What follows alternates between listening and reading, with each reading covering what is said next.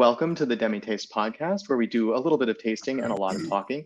Usually we talk about whiskey, but the best part about whiskey is the conversations we get to have, and we end up talking about a little bit of everything. I'm your host with a mouth for tasting and for talking. I go by DemiTastes, but you can call me Doug. And I am joined today by Murphy Quint of Cedar Ridge Distillery. Murphy, would you mind introducing yourself and telling us what you do?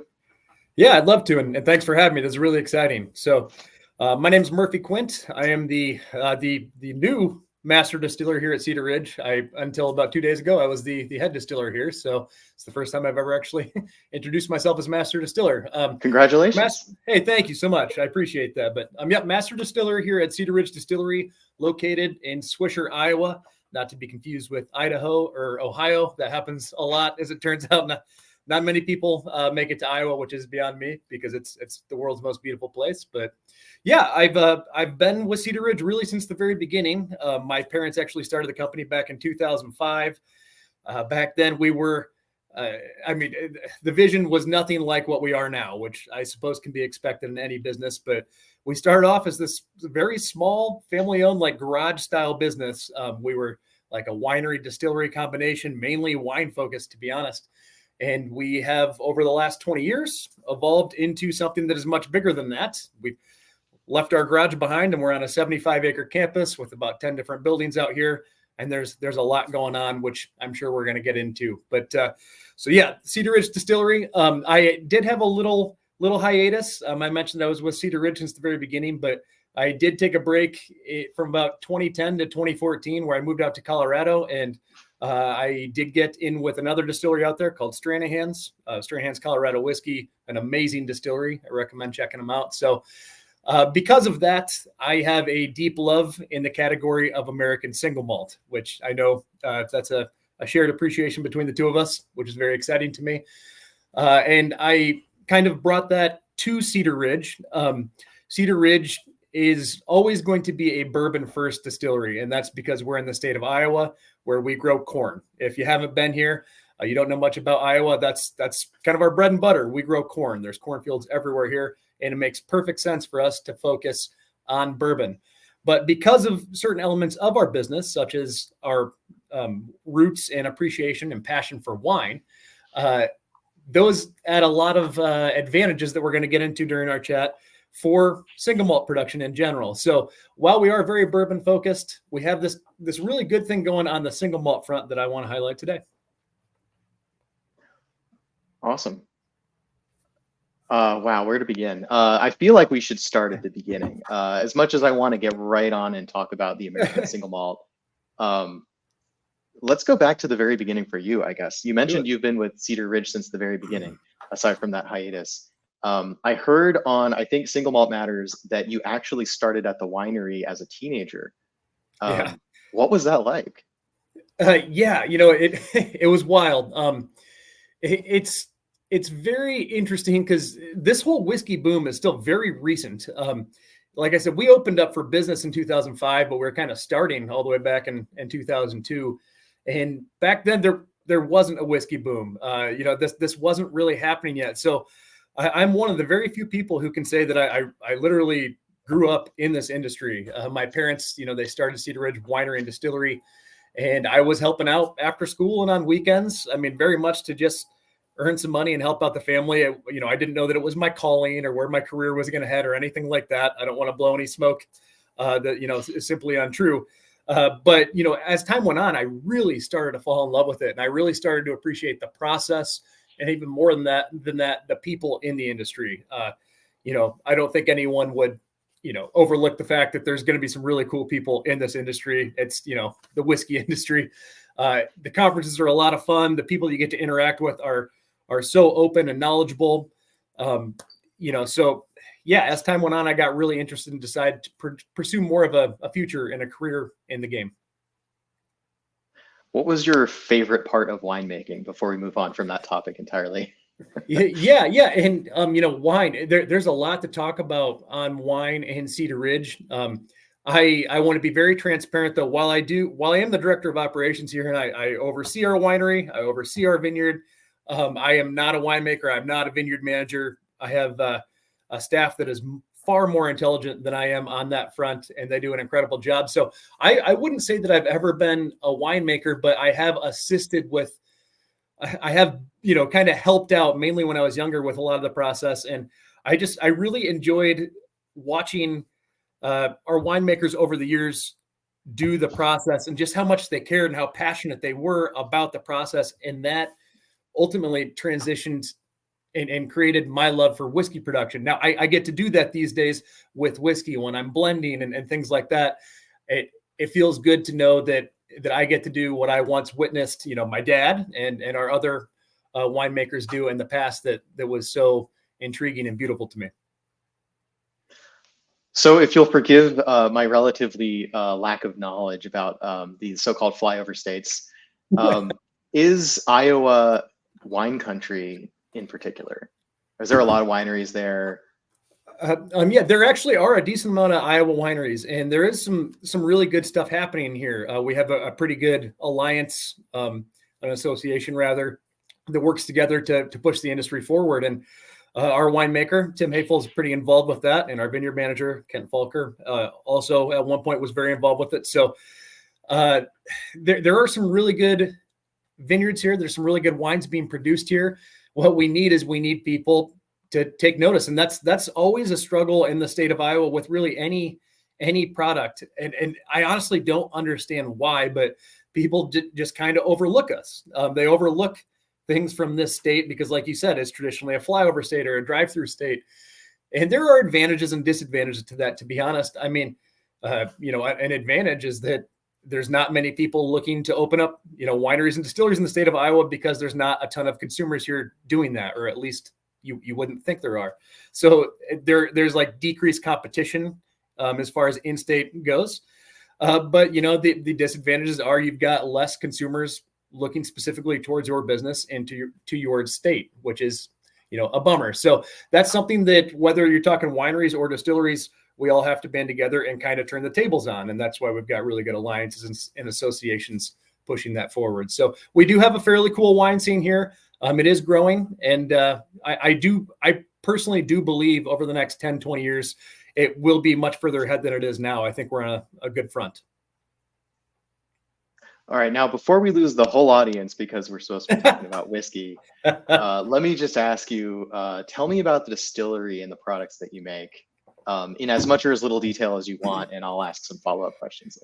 Yeah. And this is always so hard to do because there's where we started kind of along the way and where we're at now. So I'll just kind of ramble here and try to make it as organized as possible. But I mean, once again, when we opened up, there was not this distillery whiskey boom that there is going on right now.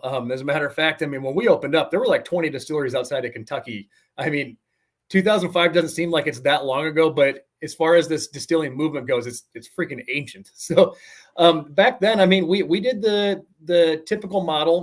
We'll set wine aside now. That was our focus, but let's stay focused on distilling. And we did the typical model of producing some vodka, some gin, and some clear rum, because that's stuff that you can produce today and sell tomorrow. Whereas, if you're producing dark aged stuff, there's a lot of overhead costs. You've got to tie up a lot of money in inventory and wait to get that return. So, I mean, we really focused on clear spirits, and we use that as a differentiator for our winery. Hey, come out to Cedar Ridge Winery. We've also got a fun vodka and gin. And it was this very small thing. Over time, things really evolved, though. There was what I would call like our teenage years, where we kind of started to transition away from a heavily wine-focused business to a 50-50 winery and distillery. And at that point in time, Cedar Ridge was producing everything under the sun. If we can make it, we're going to do it. We can produce this. It's of quality. We can produce it for X and sell it for Y. It's good for business. So, at one point we were making a ton of different liqueurs. We're making, obviously a few different rums, a few different brandies, and a few different whiskeys. The reason I'm even talking about this period in time is because, around 2010, we released our Cedar Ridge bourbon for the first time ever. And that was a groundbreaking moment because Iowans in particular really came out and supported that because it was made from corn, an Iowa product. And that really resonated with people. And once that happened, that was the first time that we ever had like a line outside of our door with people wanting to buy one of our products. And that was a light bulb moment. Like, hey, wow, this makes sense. It makes sense for us to be really focusing on bourbon. Iowans like it. We can make it in state for the first time. There was no one else here producing bourbon because we're the first distillery in Iowa since Prohibition. So that's when we really started cranking bourbon and really started putting that away. And in addition to that, we started focusing on whiskey in general. It was a little less like, we're going to make bourbon, but also a bunch of rum, also a bunch of brandy. It was more, we're going to make a bunch of bourbon, a little bit of single malt, a little bit of rye. And then if there's time, we'll produce a little bit of brandy and rum. We started kind of evolving into this thing. And now you fast forward to today, I mean, our production is entirely centered around bourbon, single malt, and a little bit of rye. Less than 1% of what we make will be what I call anything else, which is, rum, brandy, stuff like a little bit of vodka. The reason that we still keep those today is because we have a really good tasting room out here. We get over 100,000 visitors a year that come through it. So, we want to be able to offer a full bar. So it's nice to have vodka, rum, brandy in case people come through and want those things.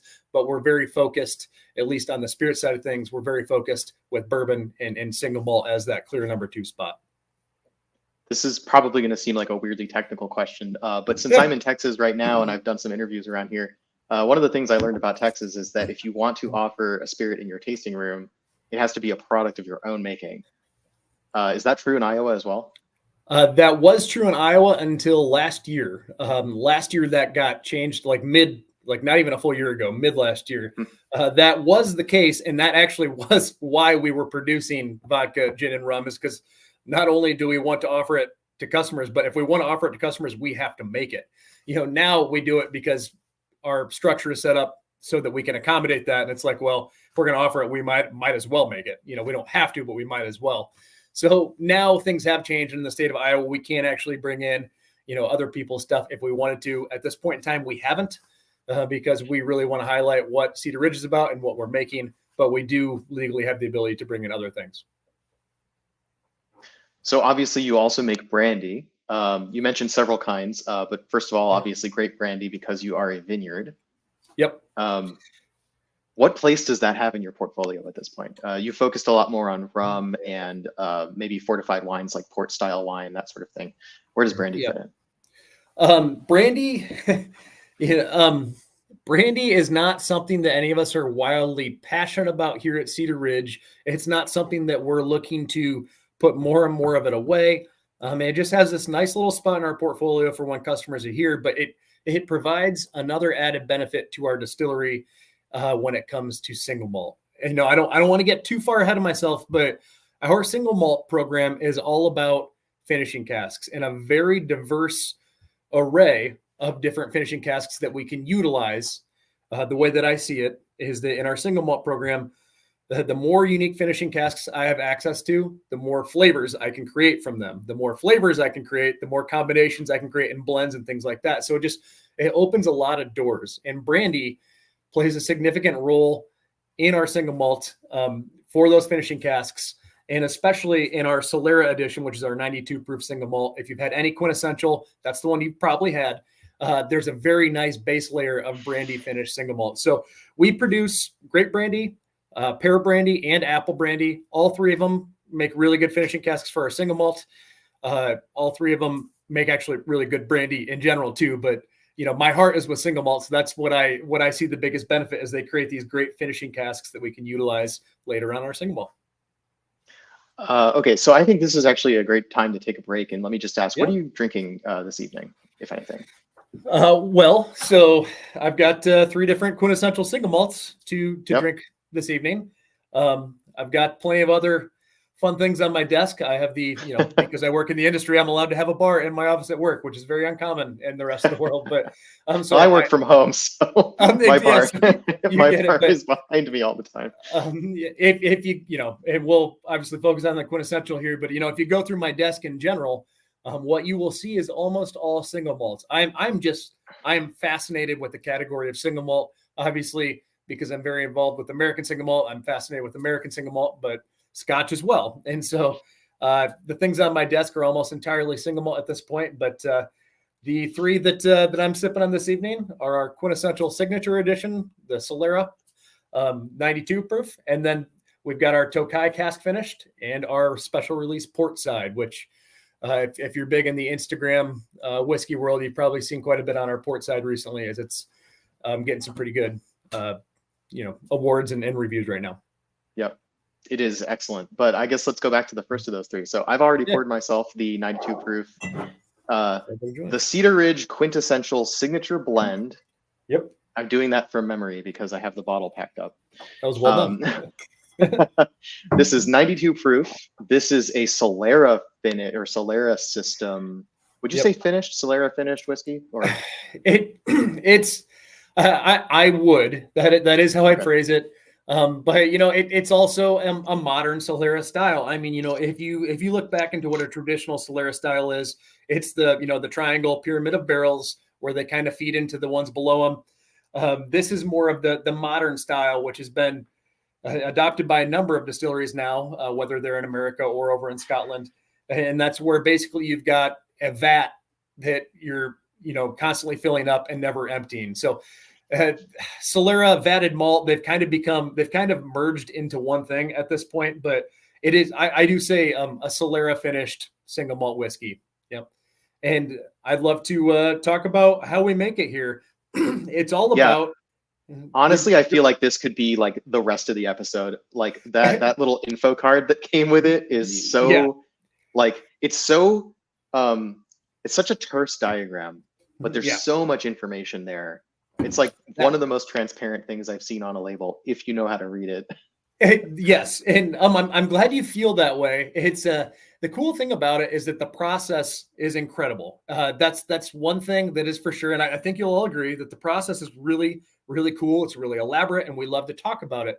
The difficult thing about it is that the process there's so much going on in the process that it's really hard to describe in like 30 seconds, and people can, start to lose focus, especially when you're like presenting to distributors and things of that nature. So it is a lot. But if you're a whiskey geek like myself, it's really cool. And I'll give you the little Reader's Digest version of it. And then you can pick away at any questions.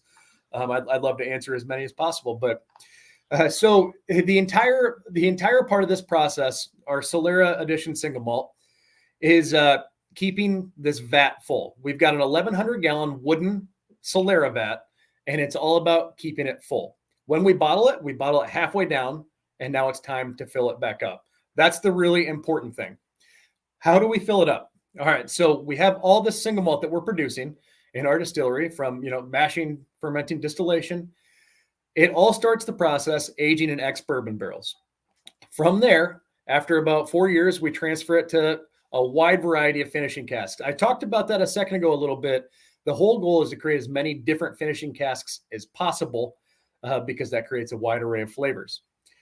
After a couple more years in those casks, we bring those into our distillery and decide which one should be utilized to fill that vat back up. Remember, when we bottle it halfway down, we need to fill it back up. So it's a really fun process, and we do it about once a month, and it's the best day of the month when we lay out all those barrels and different finishing casks across the floor.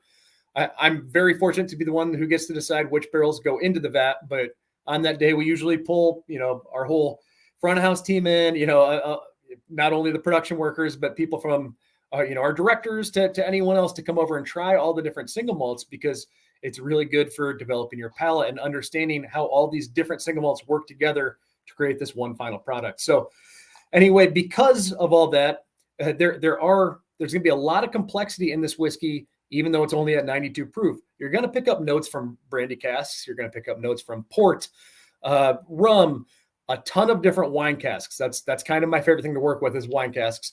So it's got a lot going on in it from a flavor standpoint.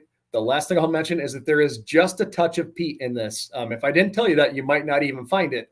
And that's really to just kind of round it out and add a nice little something to the finish on it. So it's single malt created from a number of different finishing casks, all married together in our giant Solera vat. I just want to call out that both of my co-hosts have appeared in the chat, and they're, I guess, not joining us today either because of technical difficulties or other reasons. But yeah, let me just put this question on screen real quick.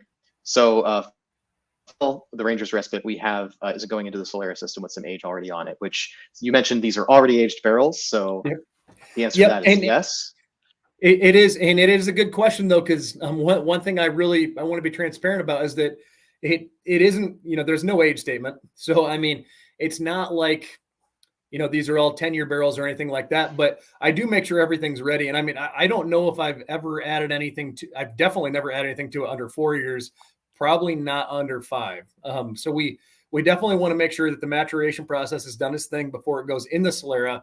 But at the end of the day, I mean, this whole process is a little bit more culinary style than anything else that we get to do at Cedar Ridge. It's not so much about age or anything as it is the flavors. Are they there? Is this whiskey ready? And even more importantly, will it marry well with the other barrels and the other whiskey that's already in that vat? So like I said, it's more of a culinary process than a traditional whiskey process, but that's fun for us, especially because we have our operations team happens to be made up of like half culinary, former culinary workers. So we've got a lot of good palates, a lot of good trained chefs on the staff, and that definitely helps when we're considering what to put in there. Also, I'm terrible at monitoring comments, so you might have to keep doing I'm that. gonna probably read some of those, but I think this is probably going to be one of those occasions where chat is really enjoying this, and I might have to summarize rather than put all of those on the screen. So the problem to have. Sounds good. So what the card says, if I remember correctly, is there's 2 systems that feed the Solera. This is sort of how I've been thinking about it. By the way, I have batch 13, which I believe is the most recent batch. Correct. If I'm not mistaken, batch 1 came out 3 years ago, approximately. Batch 1. We're in 2020. We're in 2024, but it's a fresh 2024. 3 to 4 years ago. Yeah, I can't even do that kind of math right now. I'd say closer to 4 years ago. Yeah. Okay. So what I was aiming at is that essentially you've been putting out a batch of this every 3 or 4 months since the product launched. That is correct. However, there's been a bit of a ramp. I mean, when we started out, it was less, and now it's a little bit more frequent than it once was. So, I mean, as the brand develops, that's going to continue to change, and there'll be a greater sense of urgency there. But yes, on average, that is generally correct. Okay. Logical follow-up question to that is, are you concerned about the average age of that liquid decreasing as you release more often? Not even a little bit. I mean, that's because while we are releasing more than we've released in the past, we've also been putting away significantly more. We're actually, and that's one thing that we've been doing with all the different types of whiskey we make, whether it's bourbon, single malt rye, you name it. We're putting significantly more away than we plan to sell on an annual basis, and that is so age. There's no risk of that going down. So yeah, we're clearly putting more away than selling, and that's why I'm just not concerned about an age problem. The reason that we are that way is because with our bourbon, we very much did have that problem. Can I talk about bourbon real quick, and then we'll keep going on? So bourbon, like I keep saying, it's our bread and butter here. It's what we're known for. As a matter of fact, Cedar Ridge is the state of Iowa, I should say, is the only distillery to have a non-Kentucky bourbon at the top of its sales charts. In 49 states, Kentucky bourbon dominates the market. In Iowa, Cedar Ridge is the #1 selling bourbon. So we're the first to do that, still the only people to do that. And I'm hoping that we pave the way for more to come. But that's super awesome. Thank you. Yeah, it is awesome. And it's been outstanding, both for our distillery. It's been great for the state of Iowa. There's a lot of pride there, mutual pride. And that's awesome. But anyway, because we had such a rapid spike in our demand for that product, especially in our own state, I mean, we did get to the point where it's like, okay, it's painful to say this out loud, but we need to not sell bourbon for a little while. We need to hang on to it. Otherwise our age is going to, get rough. So we need to walk this tightrope of, we need to sell enough to, keep the lights on, but we need to also pump the brakes a little bit. And that's very complicated to do. So ever since then, we've learned from that. And we've always been putting more away, far more away than we know we'll need in a year. That way age goes up and we reduce the risk of that problem. Yep. Okay, let's talk a little bit about that. So your bourbon is your largest by volume product.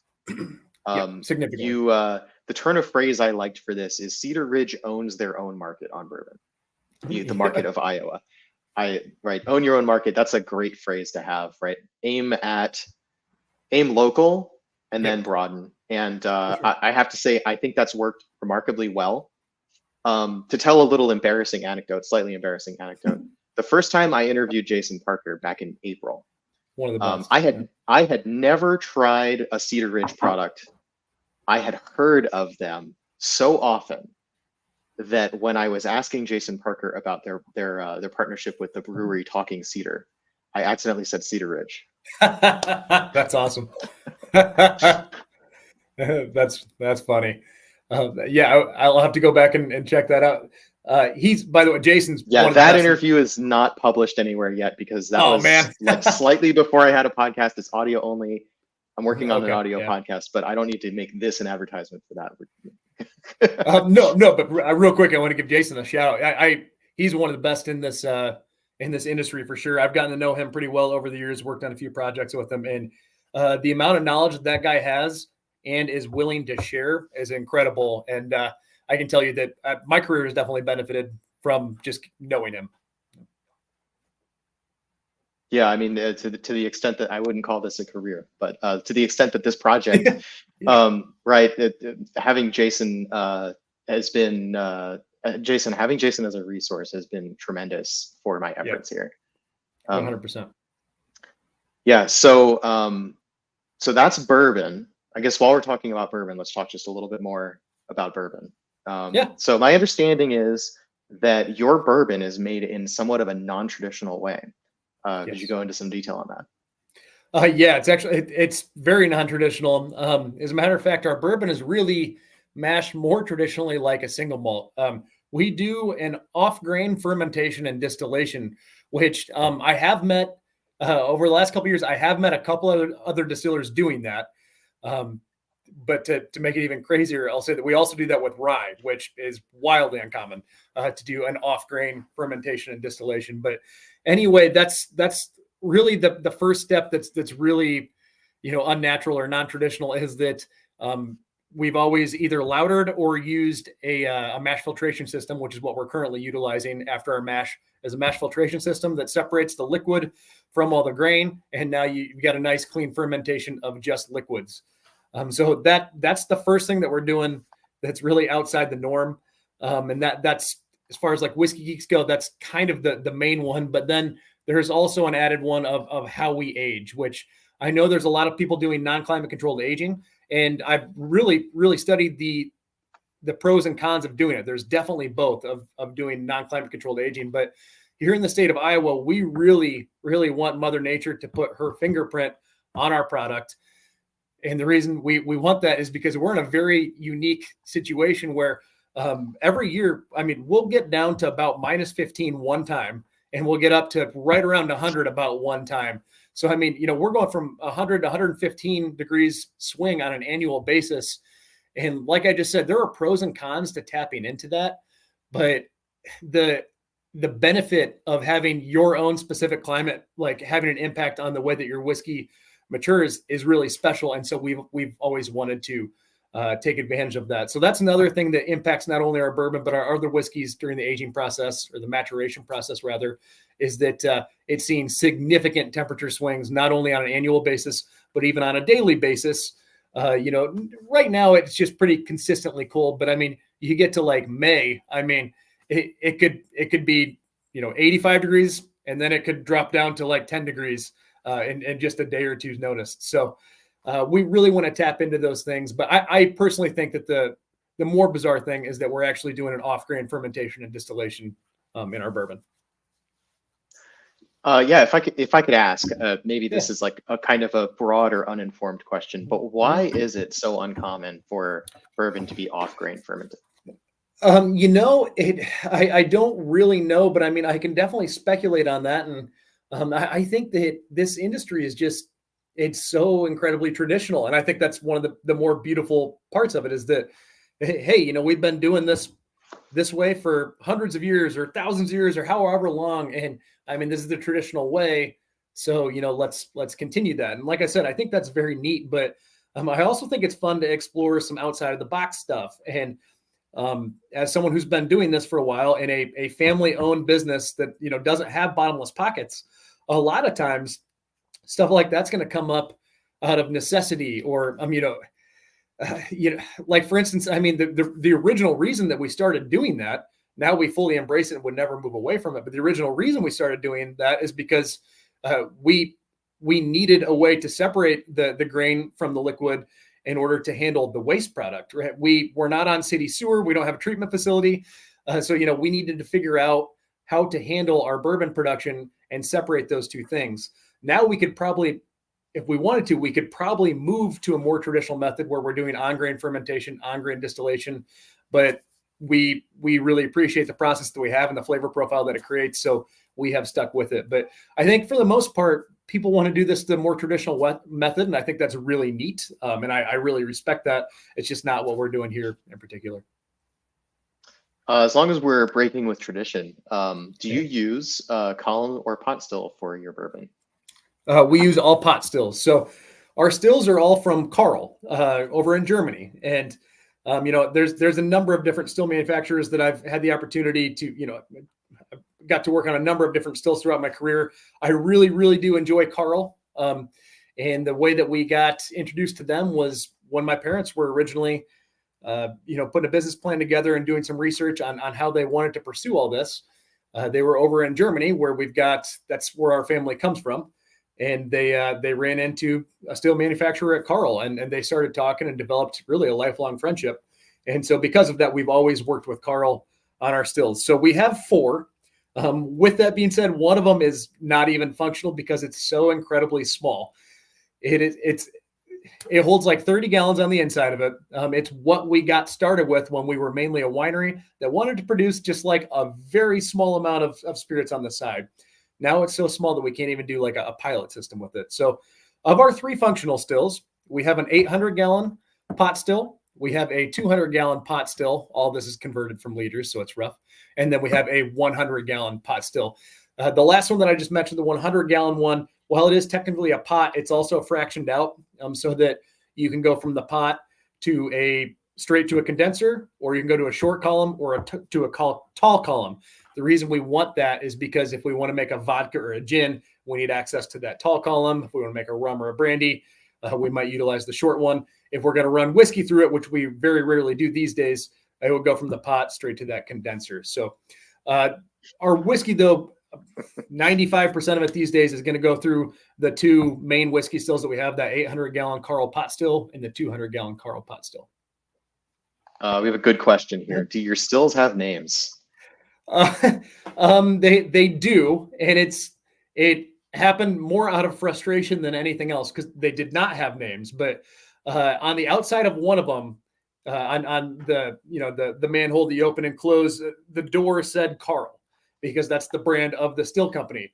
But it just says Carl, and so forever people were like, "Oh, you named your still Carl. You named it Carl," and you know we just kind of got fed up with it and one day embraced it. And it's like, all right, this is Carl 1. Carl 2, Carl 3, and Carl 4. So that's what we call them all. They're all named Carl, and there's 4 of them.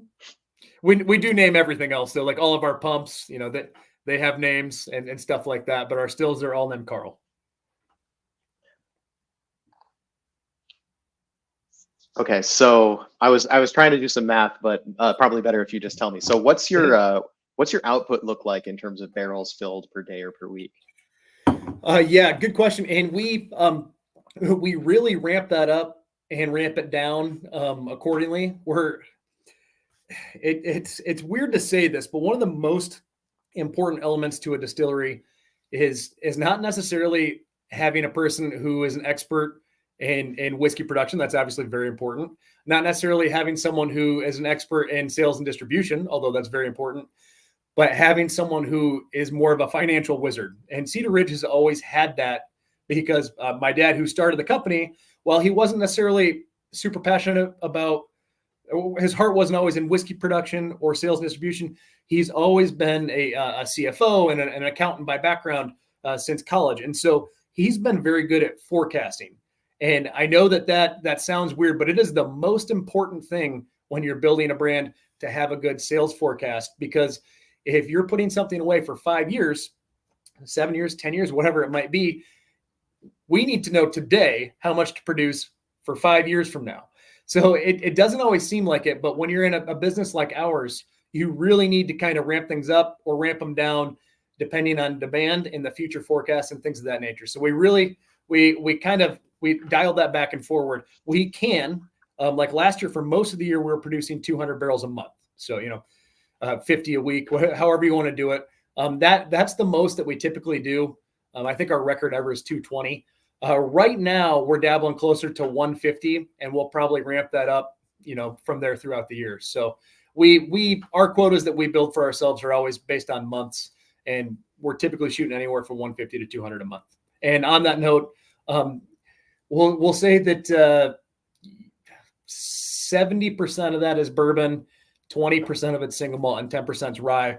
But that single malt is really, we're aggressively ramping that up, and we're stealing from bourbon, if that makes sense.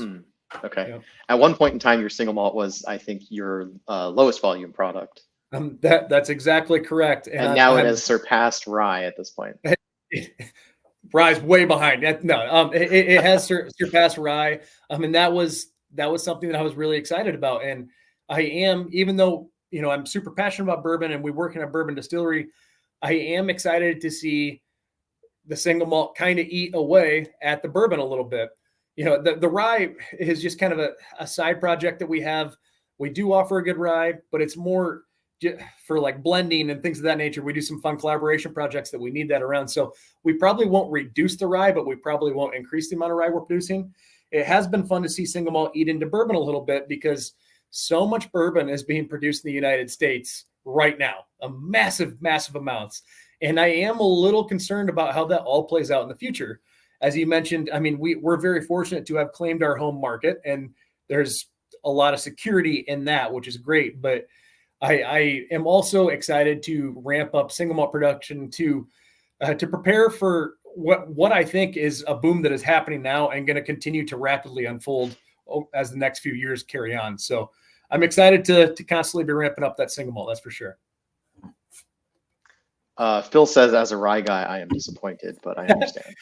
I hear that. The hard part there is that there's only 100%, and if 70 of it has to be bourbon, we got to split the remainder between single malt and rye. And well, as the very fortunate person to be in charge of that, I can't drop single malt. I love single malt too much. I think that it's got too bright of a future, and if that means that our rye business is going to go down a little bit, then so be it. I understand that. And that's okay, because that's not what Cedar Ridge is all about anyway. There's some really good rye distilleries out there focusing on rye. You can only focus on so many things. 2 is a lot. To focus on bourbon and a little bit of single malt, that's a lot right there. And it's a big ask to try to grow rye as well. So like I said, if we have to sacrifice that, that's one that we're willing to make. Yeah. All right. I guess on that note, let's get back to the single malt. Yeah. So the signature blend is a lovely. I mean, it's a great whiskey. It's fantastic. Thank you. This won the holiday with my parents. So my viewers who've been paying attention to my Instagram and so on, you'll know that I'm traveling in Texas. I've said it a few times on stream. This was to visit family, of course. I was visiting my parents. Now, I reached out to you guys, say, hey, I've got an interview with you in a month. I wasn't able to find any Cedar Ridge in Seattle. I wasn't able to find any Cedar Ridge in Texas. And I asked if you would be willing to send me some samples. And I was expecting this. And what you sent me was full-size bottles, which was extremely generous. And not just one, but all 3. The 3 that you mentioned, the signature blend, the Tokai cask, single cask, and the port side. Awesome. We'll talk about all of those today. Unfortunately, so I've tasted them all, and I have thoughts about all of them. I have packed up the 2 bottles that I took with me. I left actually the signature blend I left with my parents because they loved it. I think more than any other whiskey I've brought them so far. It absolutely won the holiday. And really so I took this and one other 2-ounce sample with me so that I could have some, but I left them after we were done with the holidays, and I ended up being just about half a bottle left of it. So we treated that bottle right for the holidays for sure. Beautiful. I'm glad to hear it, and I'm glad to hear that it was a hit. That's for sure. So to give you some perspective, my parents, they love they're fans of whiskey for sure. They have eclectic tastes, which I appreciate. So do I. They love Garrison Brothers bourbon, like the oaky, the most well executed double oaked, super oaky bourbon that I know of. That's super distinct. And then on the far other extreme, they're fans of Lafroig 10 cask strength. So wow, that's a heck of a range. Yeah. Right. That's a full whiskey enthusiast range right there. And Yes, and you wouldn't believe it when I tell you they pretty much only drink like 3 or 4 brands of whiskey at all. So I'm always bringing around different stuff for them to try. I brought my whole American Single Malt Advent calendar to share with them. And out of everything that I was able to share with them, they kept comparing things to the Cedar Ridge Signature blend favorably. I mean, the blend came out favorably. They're like, that one was so easy to drink. It's so nice. It's smooth. It's got this complexity. My personal take on it as a reviewer is that it is the sort of thing that grabs you right away, like grabs your attention. This is worth paying attention to. It's easy to drink that you don't feel like you need to analyze it. But there's so much complexity there. You can tell right away. And as you get in there and peel back the layers, you can find the different finishing casks. You can find the grain. You can find the barrel. You can find the rum influence. You can find, this and that. And the peat comes across as this nice earthy layer. So I hope you don't mind that I'm just fawning about this whiskey. I think it's an absolutely incredible whiskey. I really, really appreciate saying that. And like I said, I'm glad to hear it was a hit. And yeah, actually, what you're mentioning is really my favorite thing about it, and that's how versatile it is. It's the biggest whiskey geeks in the world would enjoy it. I'm guessing they would, and they can really study it. Like you said, they can look for the different notes in there from the different casks, and maybe find the peat. And you can still pick up on plenty of the malt, which is cool. But even someone who's new to whiskey, it's not. While it is very complex, it's not overly aggressive or too big and too bold. And one thing that I really appreciate about it is that I haven't made anything else in the single malt category yet that has been so on the approachable side, but still so complex. To get so much complexity in something that's not so incredibly bold. And so that's something that we're really proud of here, is that we've done that. And I'm glad to hear that you guys are appreciating that. That's exactly what we want. Again, I say that the process that you go in to feed that whiskey is like a tour of everything your distillery does. It's super cool. The card has almost all the information. I want to get into the parts it doesn't have. So first of all, let's say what it does say. And I'm going to go open up the review that I posted on Instagram right now, so that I have my sort of offline, well-considered comments on the fact. So the Solera system is fed by 2 processes. The first ages unpeated 100% two-row barley in whiskey barrels for 2 to 3 years, which are then transferred to a variety of barrels, including rum, wine, and more, before that's finally added to the Solera. One question I have there. Okay, we'll come back to it. I'm going to finish this and then we'll come back around. The second process takes 100% peated malt and ages it for 4 to 5 years before adding it to the Solera. The Solera is emptied halfway and then refilled. We covered that. And then, I did tasting notes. So first question is, do you count, I guess you don't really consider the age so much anyway, but if you were to consider the age, do you count the finishing time on that first batch as part of the age? And do you target a minimum age before you add to the vat? Now, are you talking age before it's in the vat, or are you talking about, am I counting the age while it's in the vat? Let's talk about before the vat, and then we'll talk about the vat. Yes. So everything is counting as far as age goes. When it's in its bourbon cask and its finishing cask, all that is counting as far as age goes. Once again, not that that's super relevant because it's a non-age statement whiskey. However, when we get it in the vat, we are not counting age. As far as the proposed definition of American single malt goes, at least it needs to be matured in casks not exceeding, is it 700 liters? I can't remember. The exact number of liters. But I think it's our Solera vat. Yeah. So our Solera vat exceeds that, by plenty, and so that age would not count, and we wouldn't want to count it anyway. But I do feel that if it spends 5 years in the ex-bourbon cask and 2 more and say a sherry butt, I definitely count both those as age. Yep. So do you target a minimum age of the barrels, including the finish, before you add it to the vat? I wouldn't necessarily say so. I mean, like I said earlier, I've definitely never added anything under 4 years old. And maybe once or twice under 5. But I mean, basically how we're doing this, and I'm constantly checking up on our single malt barrels. I mean, I taste everything before we blend it in any of our whiskeys, but with the single malt, I'm constantly drilling into barrels, thieving into barrels just to check up on it and see where it's at. And usually I start checking up on barrels right around the 4-year mark. Not to go off on a tangent on that. I've kind of developed, as I've talked with more single malt producers and stuff, I've kind of developed a weird situation on the subject of age. I mean, what we should really be considering is maturation and not so much age. Age is really, when you think about it, it's really arbitrary. We're counting how long a whiskey's been in a barrel and how many trips around the sun it's made, when really it's going to mature differently in different climates. So really it's the maturation that matters. And that's what when I'm checking up on these, don't get me wrong. Like I said, I'm setting a benchmark at roughly 4 years before I start checking up on them. So I'm utilizing it too, but I'm tasting it, and it's telling me really when it's matured, when it's balanced, when it's full flavored, things of that nature. So there is no minimum, as far as age goes before I'm putting it in there, but I set the benchmark at 4 before I really start checking up on these barrels. Right. So that decision about when to start checking on them, of course, is driven by your sensory analysis of. You could check on these younger, and they're typically not ready. So there's enough to do. You don't need to check on every barrel. Fun.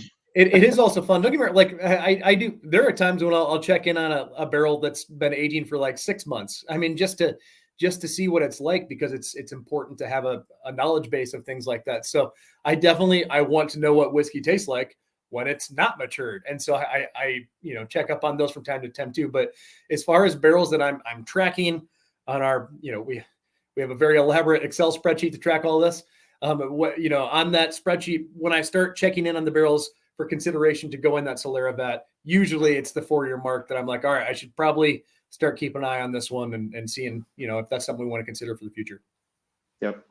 By the way, you make a great point about age not mattering as much as maturity. And I feel the same way. I honestly don't know why I'm hammering on this age point so much, because it's not actually something that I personally care about all that much. I do know that a lot of people do care about the age factor. Everyone.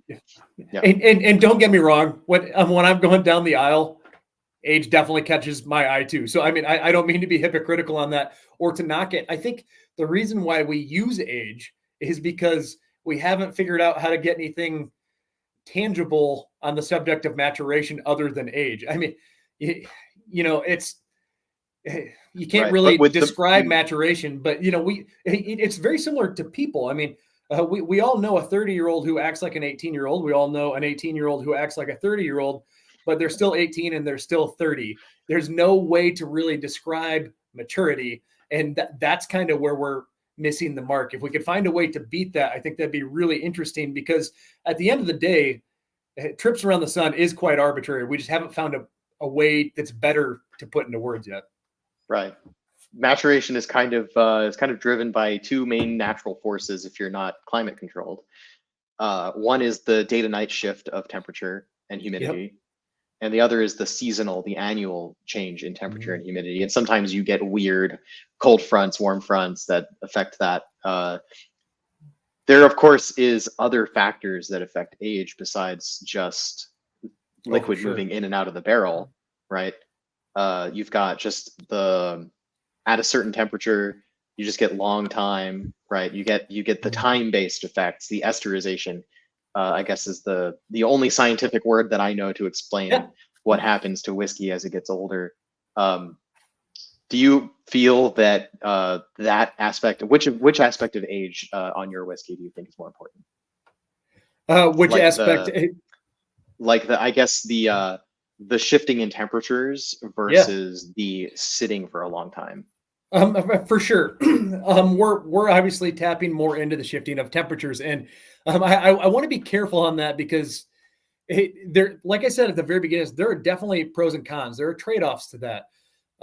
Whiskey is without question going to mature fastest when it is constantly kept warm. That's not really something that is, disputed at this point. We know that acids are going to convert into esters at a faster rate when whiskey is warm. And that's why a lot of people use climate control aging. Not to bring up Jason Parker again, but they do climate controlled aging there because he knows, and he's taught some amazing classes at like ACSA convention and stuff on how barrels work. They're really good. And he talks a lot about how, if you're going to tap in, if you're trying to mature your whiskey the fastest, you want to keep it at a consistently warm temperature. That's not necessarily what we're doing. We're not trying to necessarily mature it the fastest. We're trying to embrace the temperature swings specific to our region or specifically to our state. The subject of terroir is always kind of interesting. And I don't necessarily know if I would put this in that bucket, but we're putting a unique fingerprint on our whiskey that can't necessarily be achieved in any other state because the climate's going to be very different in those other states. We have this really unique thing here in Iowa where we see temperature swings of about 115 degrees on an annual basis and on 40 degrees on a daily basis. And that causes a lot of expansion, contraction, causes a lot of pressure buildup inside the barrels. And I think that's neat. So the trade-off is it probably doesn't mature quite as fast as something that's at a consistent 75 degrees for 365 days a year, but it does age differently. And in a saturated market where there's significantly more competition than there used to be, you have to differentiate your product. You need a quality product, but it also has to be differentiated. And so we know how to make a quality product with our current process, and it also differentiates it from other whiskeys. And so that's kind of a double whammy, and that's one of many reasons why we embrace it. There was the whole other part of the Solera thing that we could get into, the peated malt. And I guess before we pivot to that, my observation from what I've read and heard so far is that all of your primary aging on the American single malt, at least for the signature blend, is ex-bourbon. Is that still true? Sorry, I got distracted. All the primary? So the first barrels that you fill for you go from new make into barrel, those are all ex-bourbon barrels. Is that correct? Yeah. I mean, 99% of it. I mean, there's been just for like experimentation. I mean, I filled up a couple sherry butts with new make. I mean, I filled up a couple things with new make in like their finishing casks. So skipping that bourbon step, but I mean, 99.999% of it all is going in Cedar Ridge ex-bourbon barrels. That's correct. Yep. Okay. Do you have any single barrels that are filled that weren't ex-bourbon that you particularly love? So like the exception ones that I was just talking about? Yeah. I guess so. Yeah. So honestly, and this is going to seem wildly convenient because this isn't just made up. I swear. The answer to that 7 days ago would have been no. The reason why this is all very fresh on my mind is because I was here all weekend. I'm working on filling our Solera vat, and I'm working on doing a new special release. And so I needed to come in over the weekend when I had some time to really not do emails and not do this and that and really focus on the whiskey. And it was really fun. But I tapped into a number of different barrels, and one of them was a sherry cask that was filled with new make.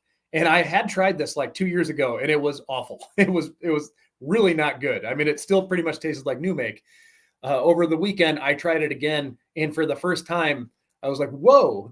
This is really coming into itself. This might be something here." And so now I can officially say that there is one barrel on the property that wasn't ex-bourbon first that I know I do enjoy. And as it turns out, it needs a little extra time when you go that route, and that makes a lot of sense if you think about it. So it is something that I'll probably play around with more in the future. I know that in Scotland, that's been more of a thing for a long time to do, single cask the entire maturation process.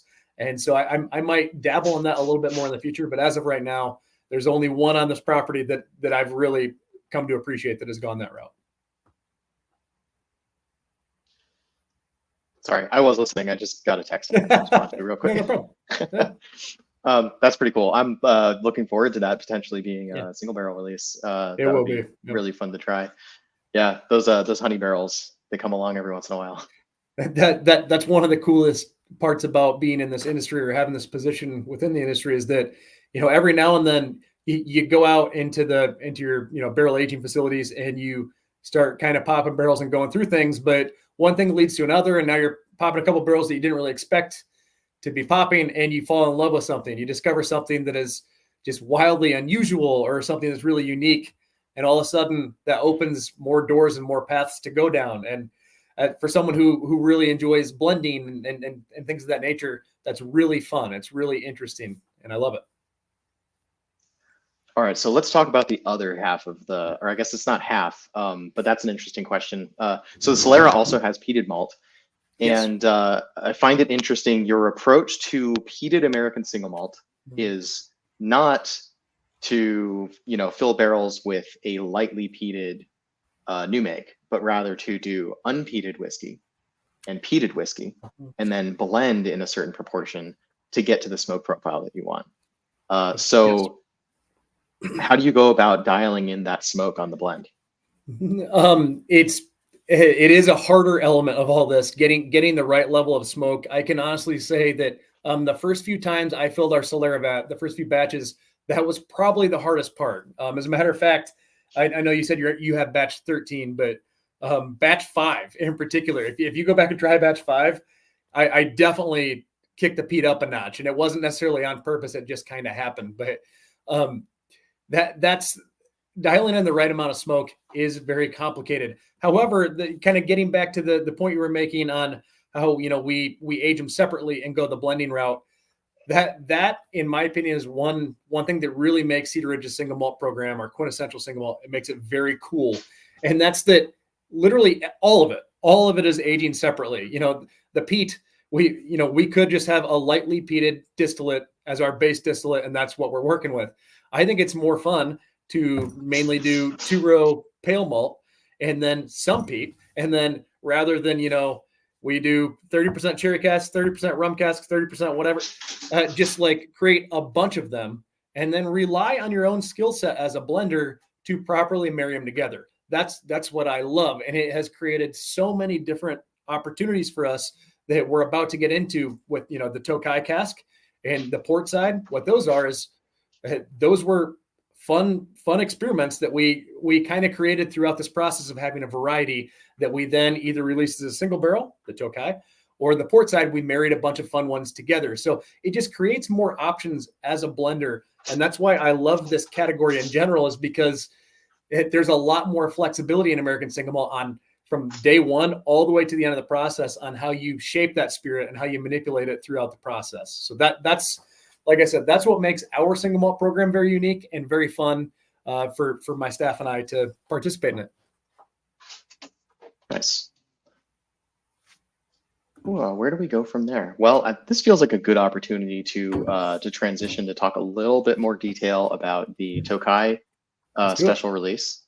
Oh, actually, no, there was a great question that came in. I wanted to ask this question. So your distillery is named Cedar Ridge, and yet you use peat smoke in your barley. You can see where I'm going with this. Have you explored alternate smoke sources, and is cedar on the table at any point in the future? So that is something that we have discussed a lot and not gotten around to. There's a very long list of things at Cedar Ridge that we have discussed a lot and not gotten around to, and that's definitely one of the things on it. And when I say that, I'm talking about like smoked internally on site. We have experimented with a little bit of stuff that went through, you know, a maltster. We did some applewood smoked. We've got some mesquite. They're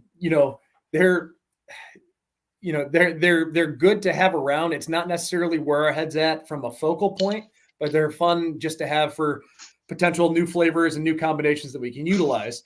At some point, though, we definitely are going to smoke some malt ourselves. We just have to figure out the logistics of it all. For the size of campus that we have, somehow we are magically always out of space. I've come to the conclusion that any distillery in the United States is just always out of space, and that's just how it is. So we have to figure out some logistics, but at some point we will do some smoked malts internally. You're always expanding up in the warehouses, new warehouses.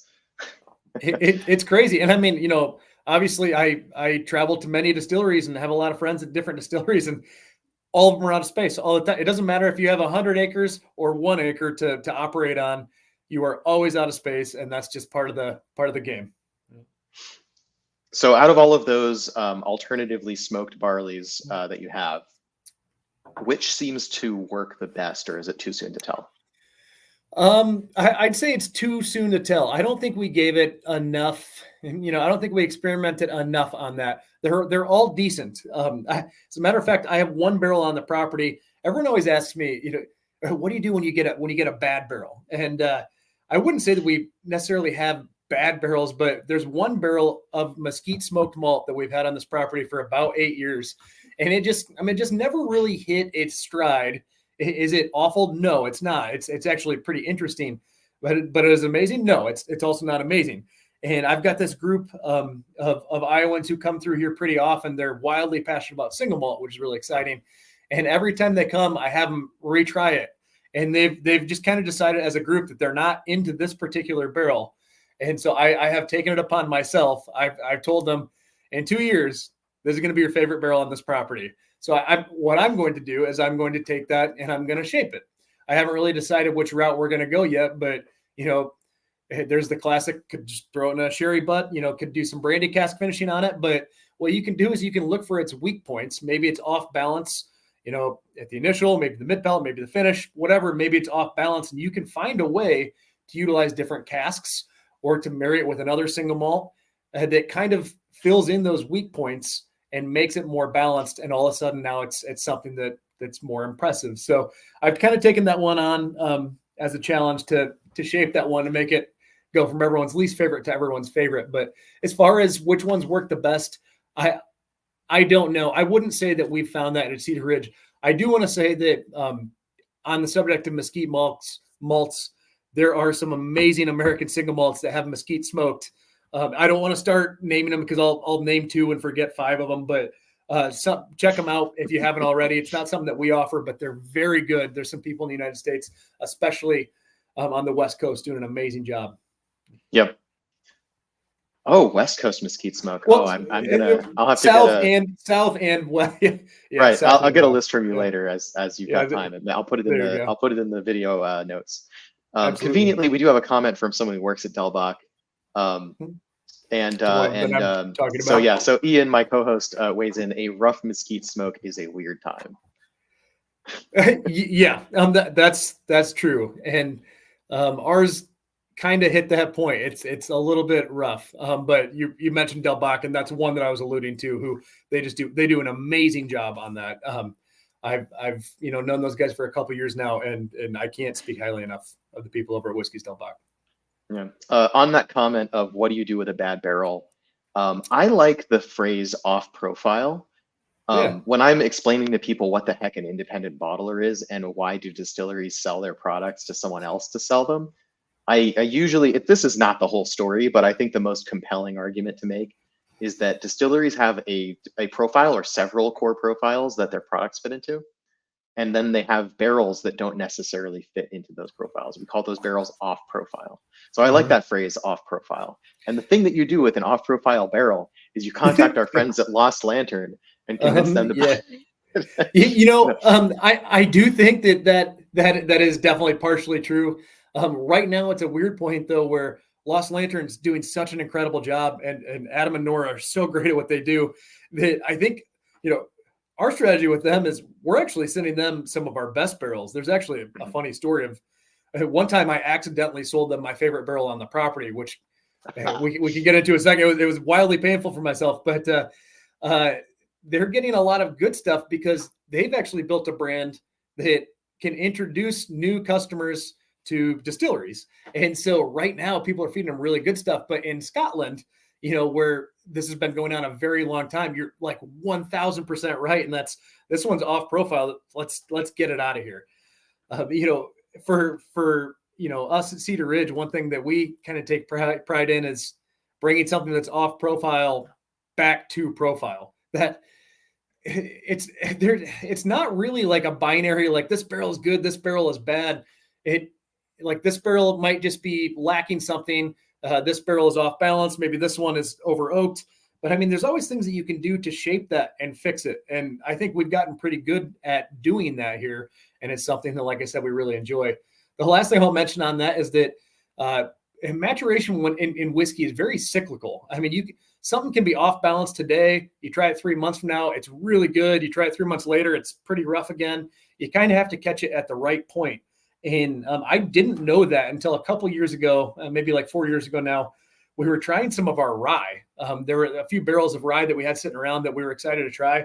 And we opened them, and it tasted like pure dill pickle juice. I mean, I know dill is a very common note in many ryes, but this was like, did someone dump pickle juice into these, and are they messing with us right now? It was that weird.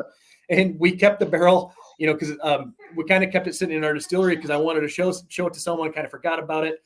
A couple months later, we popped it open again, 0 dill. I mean, like virtually none. So things really change as time goes on. There's a lot of different components that can affect barrels like that. But then there's also the other one that I talked about where you can shape it. You can kind of find your way out of a mess by using your own skill set as a blender. So I don't really think there's bad barrels. There's just ones that are off profile, and you can either sell those to independent bottlers, or you can try to shape them and get them back in play. All right, I want to ask you about shaping the whiskey more, but first I want to stay on the topic of smoke. I asked you the weird question first: alternative smoke sources. Let's focus on, I guess, the more normal question about your peat smoke. Where is your peated malt from? Yep. So we get it from Scotland. We bring in Baird's heavily peated malt, so a very, very common malt over there. That's the one that we wanted to utilize. Kind of going back to how Cedar Ridge got into single malt. I mean, like I said, we had always kind of been putting a little bit of everything away, including single malt. But as we decided to make a bigger run at this, my dad's passion and my passion kind of married together. My dad has always enjoyed whiskey. He's an absolute wine nut, but has always enjoyed whiskey, and particularly Scotch. So he's always had a little fascination with Scotch. Meanwhile, I've kind of grown up in this American whiskey boom. I've been at it since I was 16 years old. And eventually I worked at a different distillery that produced American single malt. And so we kind of wanted to marry together Scotch with American style single malt and make it one big thing. And so our American single malt, more than many others in the United States, does have some Scotch notes to it. The ex-bourbon maturation is going to help a lot there. The fact that we use, some peated malt from Scotland is going to contribute to that. But we are definitely making a Scotch style American single malt, if that makes sense. Yeah. Oh man, there's a whole conversation that I was listening to some of your earlier interviews and forming, I guess, follow-up questions, which is hard to do when you need to quickly summarize what that discussion was. But first, let's follow up on the peat smoke thing. Let me not get too far ahead of me, but remind me to ask you about that stuff. If we get to the point where I'm like, anything else? Are you worried at all about the peat shortage that Scotland has been experiencing, or the sort of Diageo? I don't want to say hoarding, but right, Diageo has taken, of course, their priority for their own malts from I believe it's Port Ellen Maltings. I don't know whether they supply Baird's or whether that has anything to do with that, but peat has become a very popular and yet scarce resource. How is that affecting your future plans? It is and isn't affecting us. This year, 2023, I should say now, for the first time, we did have an issue accessing Baird's heavily peated malt. That's what we've always used since I took over the role of head distiller and now master distiller. But for the first time this year, we had to transition away because we didn't have access to it. I can't really speculate as to why we couldn't have access to it, but we didn't. So we had to go with a different variety of it. And it wasn't the end of the world. However, as this goes on, if it really does continue to be difficult to access it, I'm not too worried about what it's going to do to us. The QuintEssential Single Malt program is always going to be evolving. And like I keep kind of mentioning, the whole concept of QuintEssential Single Malt, the whole program is built on versatility and using different finishing casks. Sometimes we have some peated malt, but some two-row pale. We've also got a little bit of caramel malt and chocolate malt. Like, we're really trying to produce as many different single malt as possible that we can then, either take to market in single form or marry together and create, some sort of a blend. So the worst thing that would happen to us is that at some point we don't have access to peated malt, and so we just go a different route. I would be much more concerned if our entire stick wasn't, our stick wasn't that we're doing this variety of casks, but we're really focused on a heavily peated single malt. I'd be much more concerned in that particular situation, but that's just simply not the case for us. I mean, we produce peated malt for 1 week of the year. This year, I think it might carry into about 2 full weeks because we're doing well with it, but it's not the end of the world if that goes away for us in particular. But I would be very saddened about what that would do to the single malt scene, not only in America, but globally.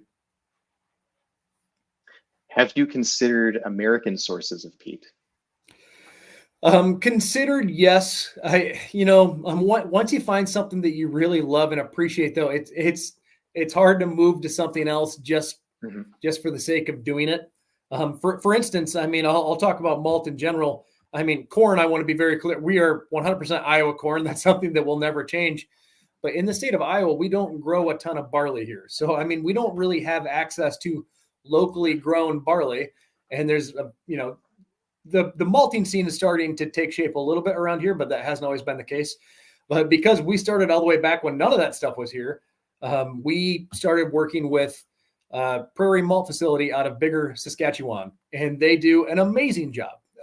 Now, would there be maybe more like content potential and more marketing potential if somehow we convince someone to grow barley and malt it next door and now it's all Iowa? There probably would be some value to that, but we've gotten really good at producing a quality single malt from the malt that we've already had access to. And because of that, we don't see enough benefit to move away from it. So to kind of answer your question, I mean, yeah, we're always considering different things, but I mean, to move away, at least in a large scale format, is going to be very difficult for us to do unless we see some upside. Makes sense.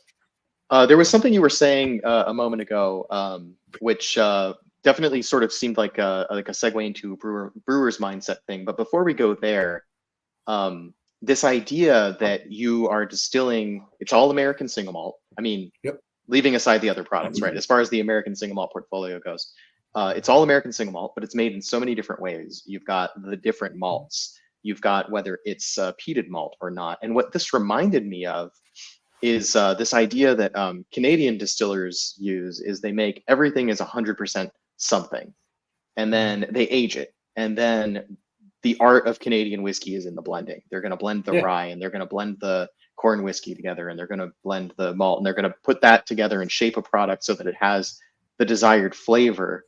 And this idea that because they made everything a more singular input to the process, they have more control over the output.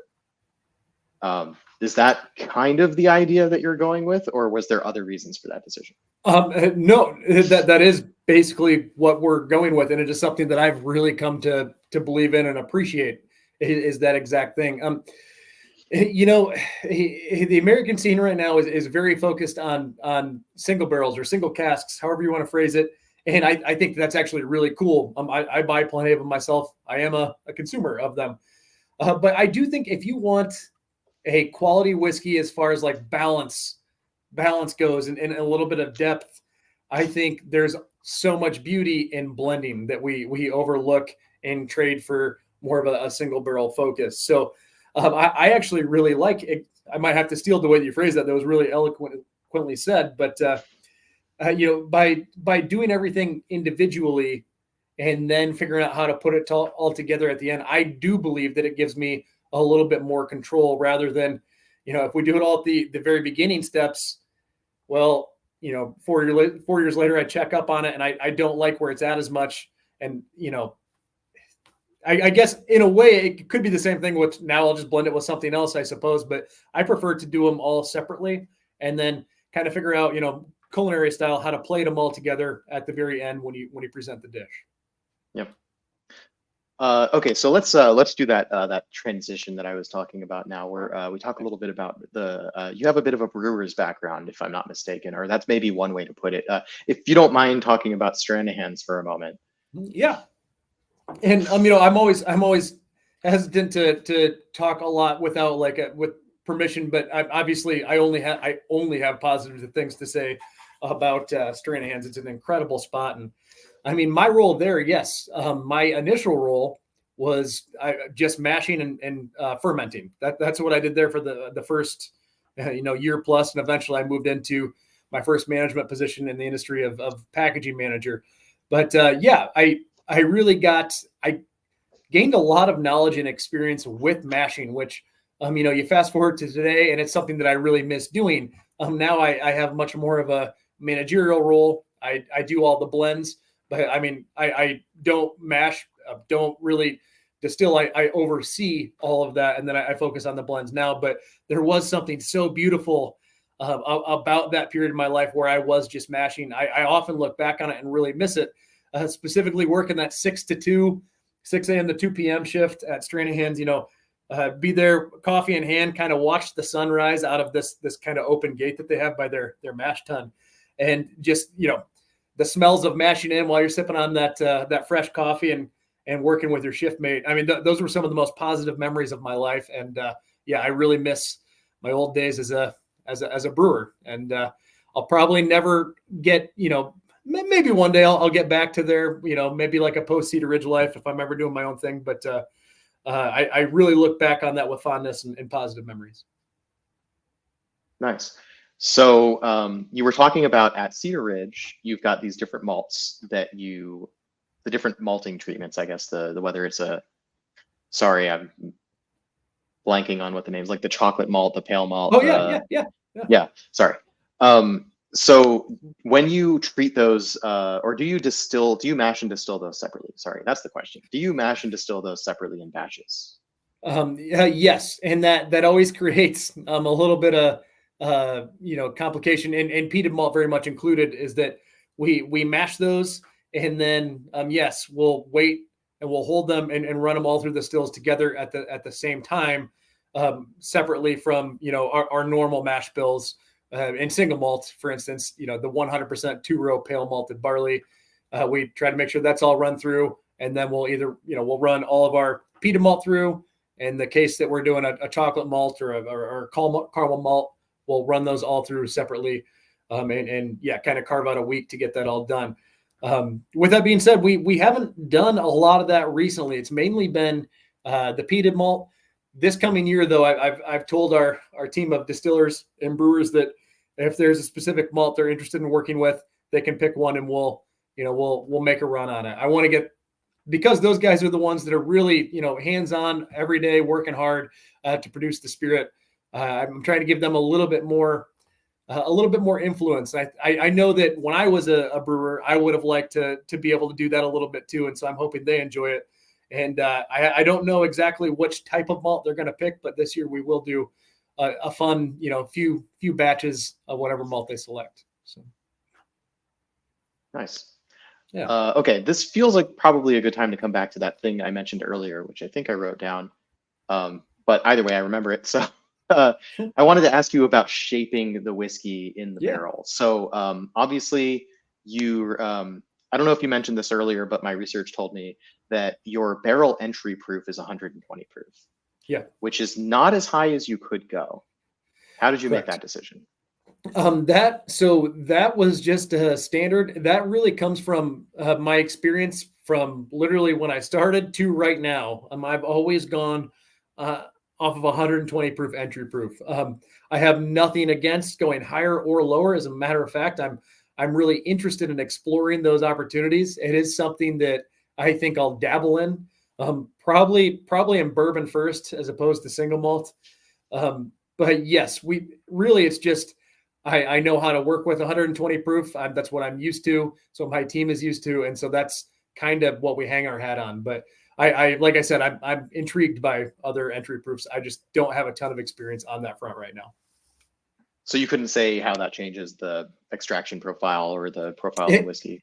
Exactly. I cannot say. I do look forward to being able to say, though, and especially because that is becoming much more of a topic. I mean, I've been able to do a lot of things like this interview or having, distribution groups come through our facility for a tour to learn about our process and stuff like that. 2 years ago, the subject of entry proof would never come up. I mean, that just wasn't a talking point. And now it's something that people are starting to ask about. And I love that, because that means that consumers are evolving. They're becoming more interested. They want to know more. And that is very beneficial to newer distilleries because we can feed them that content. So, I mean, it is something that I want to explore this year and really, really monitor it so that I can speak on that, because as of right now, I really can't.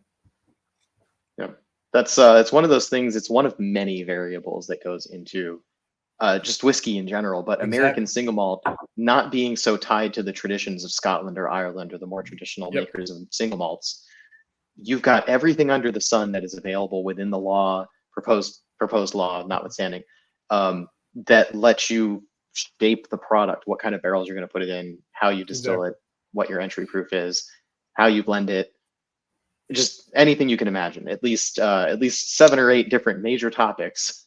Yeah, that's exactly right, and that's as both a producer and a consumer of American single malt. That is what I love more than anything about this category, is the range of flavor that you can consume or create as a producer. It's so incredibly beautiful. As a matter of fact, the 3 whiskeys that we're going to go through this evening, they are all, let me make sure this is accurate. They are all 100% two-row pale malt. There's no peat or anything. It is literally all the exact same mash, distilled the same way, same entry proof, and you will see how wildly different all 3 of them are. That is something that you cannot do in the category of rye or bourbon. And I say that as someone who produces rye and bourbon. Rye and bourbon are very beautiful in their own ways, but American single malt, the range that you can play within is incredible. And I think that is, like I said, so neat from a producer standpoint, but also a consumer, because at the end of the day, that's what this is all about. So as consumers kind of evolve and want to explore a wider range of not only whiskeys, but production processes and things of that nature, American single malt's right here to catch them. And I think that's great. Yep. So there's obviously the entry proof, which is a decision that you make at the beginning. There's finishing casks, which are a really pretty well-known thing among consumers at this point. Another thing that usually will come up on a distillery tour, for example, is where you take your cuts. How do you choose where your cuts are for the various styles of whiskey that you'll be making, or is it all pretty much the same? It's generally the same, and our distillers do it entirely based off of sensory. And don't get me wrong, I mean, there are clear indicators when you're distilling of when you need to make your cuts. I mean, you can go off of, generally around this proof, generally around this temperature. We know that we're getting close. So what we have is we have an alarm system once we hit certain ranges like that, and that alarm will go off, and now we know to start kind of using our sensory to figure out when to make the cut. So the way that we do that is we'll a little bit of the distillate on our hands, and you kind of rub it together, give it a smell, and you will clearly be able to smell when it's heads, when it's hearts, or when you're getting into tails. And that's something that, fairly quickly, you can figure out. And that's really how we do it here. So like I said, we have indicators set for when we're close to the range, but we make the cuts entirely based off of sensory. And that is one way that our team of distillers really, I mean, only one person gets the head distiller or master distiller title, but really every distiller is actually making different products based on their own sensory and their own skill set. And I think that's another really cool thing that gets oftentimes overlooked. We run around the clock. We have 3 different shifts of distillers here, and all 3 of those people are really putting their own fingerprint on the product. And I think that's neat. So can you taste the personality of the whiskey, the differences from distiller to distiller?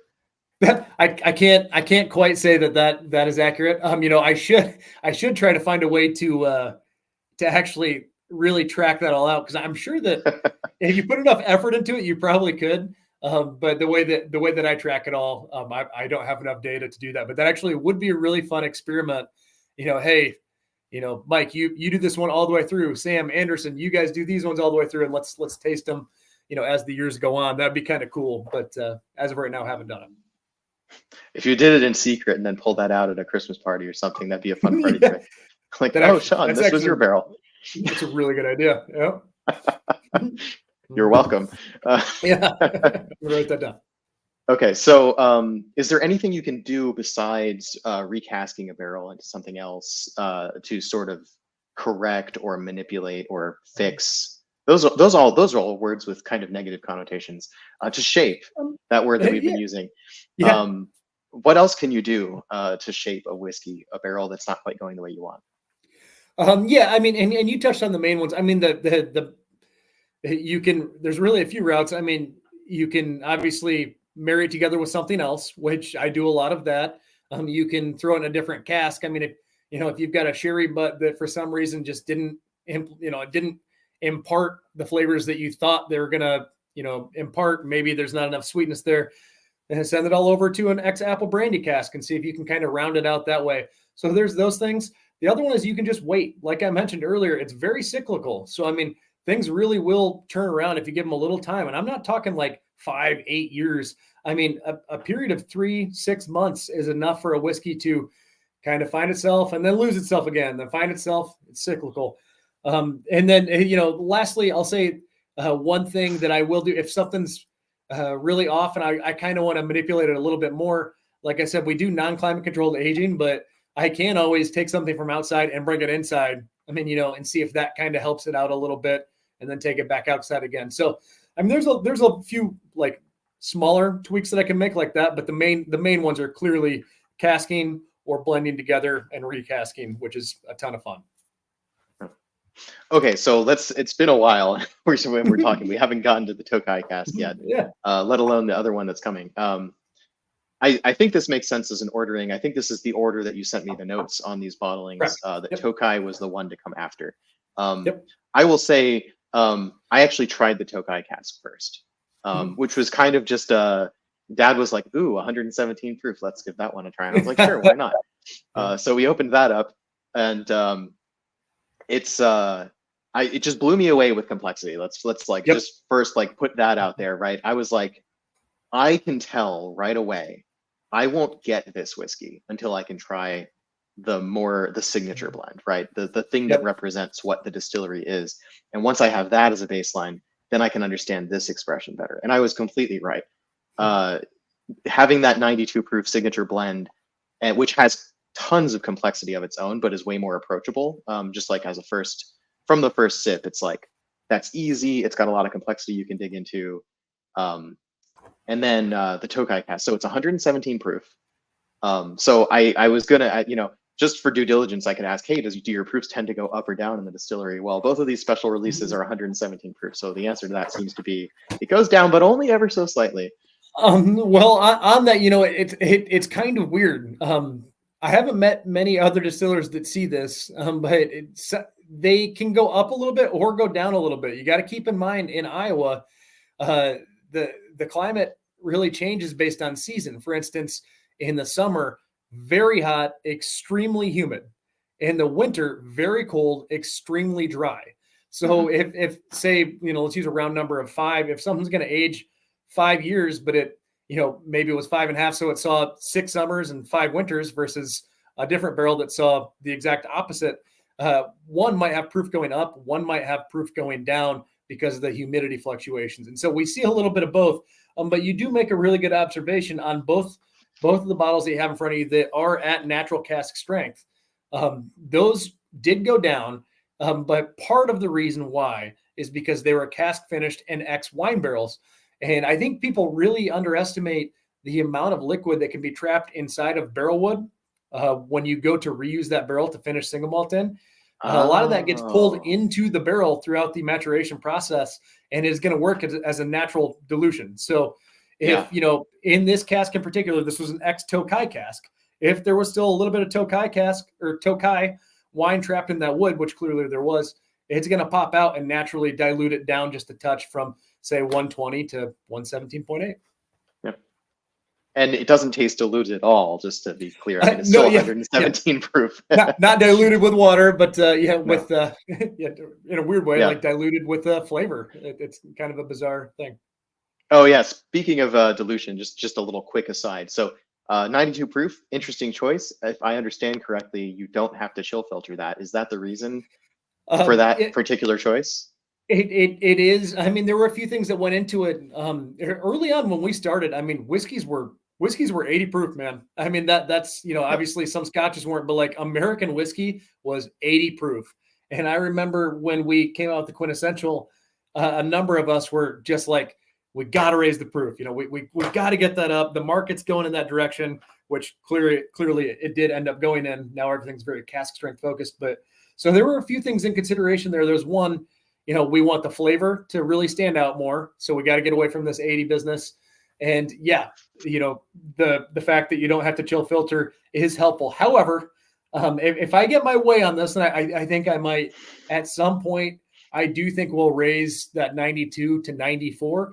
The reason being because yes, 92 is the exact threshold on when you do or do not have to chill filter. And I mean, I'd feel a little bit more comfortable if we were 2 points above that, at 94 or 3 points, so that it's just really not a concern. 92, I mean, if you let 92 proof single malt get cold for a little while and then heat back up, you might see some bonding, some flakes start to appear, even though it technically is at that 92 proof threshold. So you're exactly right. But if I could, I would pump it up just a touch. Okay. So back on the Tokai cask. So yep. I got the opportunity to try Tokai wine a few months ago. It is probably one of my favorite dessert wines just from that one taste. It's one of those noble rot wines, if I'm not mistaken. It's a botrytis. I guess infected would be the term. Grapes. It's a yeast, or it's a fungus that makes the grapes basically. It sucks the liquid out of the grapes, gives it kind of a funky flavor, concentrates those sugars. I'm just saying this for the benefit of the audience, so they kind of know what Tokai is. If you've ever had Sauterne, it's like that. It's from Hungary. It's a little bit different. I might even say that it's a little bit better, but maybe that was just selection bias, right? I've had really good Sauterne. I've had one Tokai, and I think it was a really good Tokai. The average Sauterne I've had was not as good as that Tokai. All that aside, it's a very bright, rich wine. It's got just this little funky edge to it, which I think plays really well with this whiskey. This is a single cask, so it's only a Tokai finish, right? Everything else that's in there is the malt in ex-bourbon. Is that correct? 100% correct. Yep. Okay. So I really enjoyed it. It was punchy. I mean, cask strength, sometimes when you come at cask strength for the first time, it's like, oh, wow, that just kind of blows your head off. Need some air in the bottle, maybe some time in the glass to just settle down a little bit. And then you start to get these layers of flavor, the sweetness, the brightness. That wine, I think, was an excellent choice. I guess the elephant in the room with Tokai, I think, is that like Amburana and a few other things, Pinot de Charente, Tokai, that sort of thing. There's these trends that have recently been coming up in whiskey, and Tokai is not a super common one, but it does feel trendy. Was your choice of Tokai because it was trendy, or was it because you have a particular connection to it, or some other reason? I would do a third option, and I'd say that I was intrigued by adding it to our variety of casks. I work with a number of different barrel brokers, and I'm always looking to bring something in that we haven't had here before. And I've got some really fun ones arriving in 2024 here. One of the coolest part of my job, one of the coolest parts of it, is sourcing these once-used casks from around the world. It's a really neat thing to do. And Tokai, I actually didn't know really anything about it. I mean, I had heard of a few people that liked a Tokai finished single malt or whatever, so I knew that there was a little bit of love for it. But I, had the opportunity to get my hands on some casks, and I wanted to get them before anyone else did, so I snagged them up. And after that is when I really started to learn about everything that you just said. I mean, I did not, when I first made the purchase, I did not know how Tokai was made, and I since went back and learned all that. And I'm very satisfied with the whiskey that it ended up putting out. So it was really more about adding that to the large variety of casks we've got on the property, and that we can then utilize to either do what we did, which is a single cask release, or if I don't like what it became, then it becomes something awesome, to marry together with something else and create a special release out of. Okay, so this was a real Tokai cask from Hungary, from via a cask broker, not like a Tokai style wine that you made at the vineyard. No, that you're exactly right. And we do a lot of both, not with Tokai in particular, but specifically with port. We make our own American port here, and I bring in a lot of ruby and tawny port casks from overseas, and they do create a wildly different flavor profile. It's really fun to work with them. This particular one, we have not created an American style Tokai here. We have done Madeira, we have done port, but not Tokai yet. So this was an authentic Tokai cask brought in. Yep. Have you done any dessert wine type stuff that's not fortified, like ice wine or Sauterne style, anything like that? Sauterne. So to tease people a little bit, we did release a Sauterne single malt, like I don't know, like 8 years ago. That was a major hit, but it was back when we were like a different Cedar Ridge. It wasn't even called QuintEssential yet. It was just a Cedar Ridge single malt at like 80 proof, and it was Sauterne, and people really enjoyed it. And so ever since then, I have been trying to get my hands on more casks, and Sauterne are actually really hard to get your hands on, kind of like a truly authentic sherry butt. They're actually kind of difficult to obtain. But last year I got, I believe, 8 of them, either 6 or 8 of them. And I've got them all sitting down now with stuff that's close to done. Because remember, it all starts out in ex-bourbon, and then we finish them in these casks. So, late this year, early next year, we'll have some Sauterne stuff that is very good hit the market. And I'm really excited about it. Anything else to say about the Tokai cask? How it's made, anything like that? Not really. I think we touched on it, but before we transition to the next one, I just want to mention that this is like another thing that has really just come out of the beauty of this program, and that's we want to age our single malt in as many different vessels as possible to see what we stumble into, and it's gonna help us find things that we really weren't on our radar prior, and that's how we stumbled into this Tokai. We obtained the casks, and we could either do a single cask or a blend, and this one came out as a single cask that we're really happy with. Okay, so moving on to the port side. So the port side was pretty interesting because it is presented at natural cask strength. Yep. It's not a single barrel. That's always an interesting topic. Yep. We could just like go right on into that. So what does it mean? I guess I'm gonna lead this question for sure. What does it mean for something to be natural cask strength when there's more than one cask? Yeah, and no, I get the question. It hasn't been diluted at all. It hasn't been cut whatsoever. So, and I know most people probably know this, but the difference between when something comes out of a barrel in proof and gets bottled at a lower proof, the difference is literally adding purified water to dilute that product down. So, I mean, if something comes out of a barrel at 120 proof and you bottle it at 100, you've added enough water to drop it down from 120 to 100. And so with these, what we're saying is that, yes, I married together several different casks, but there was no water added to dilute it down.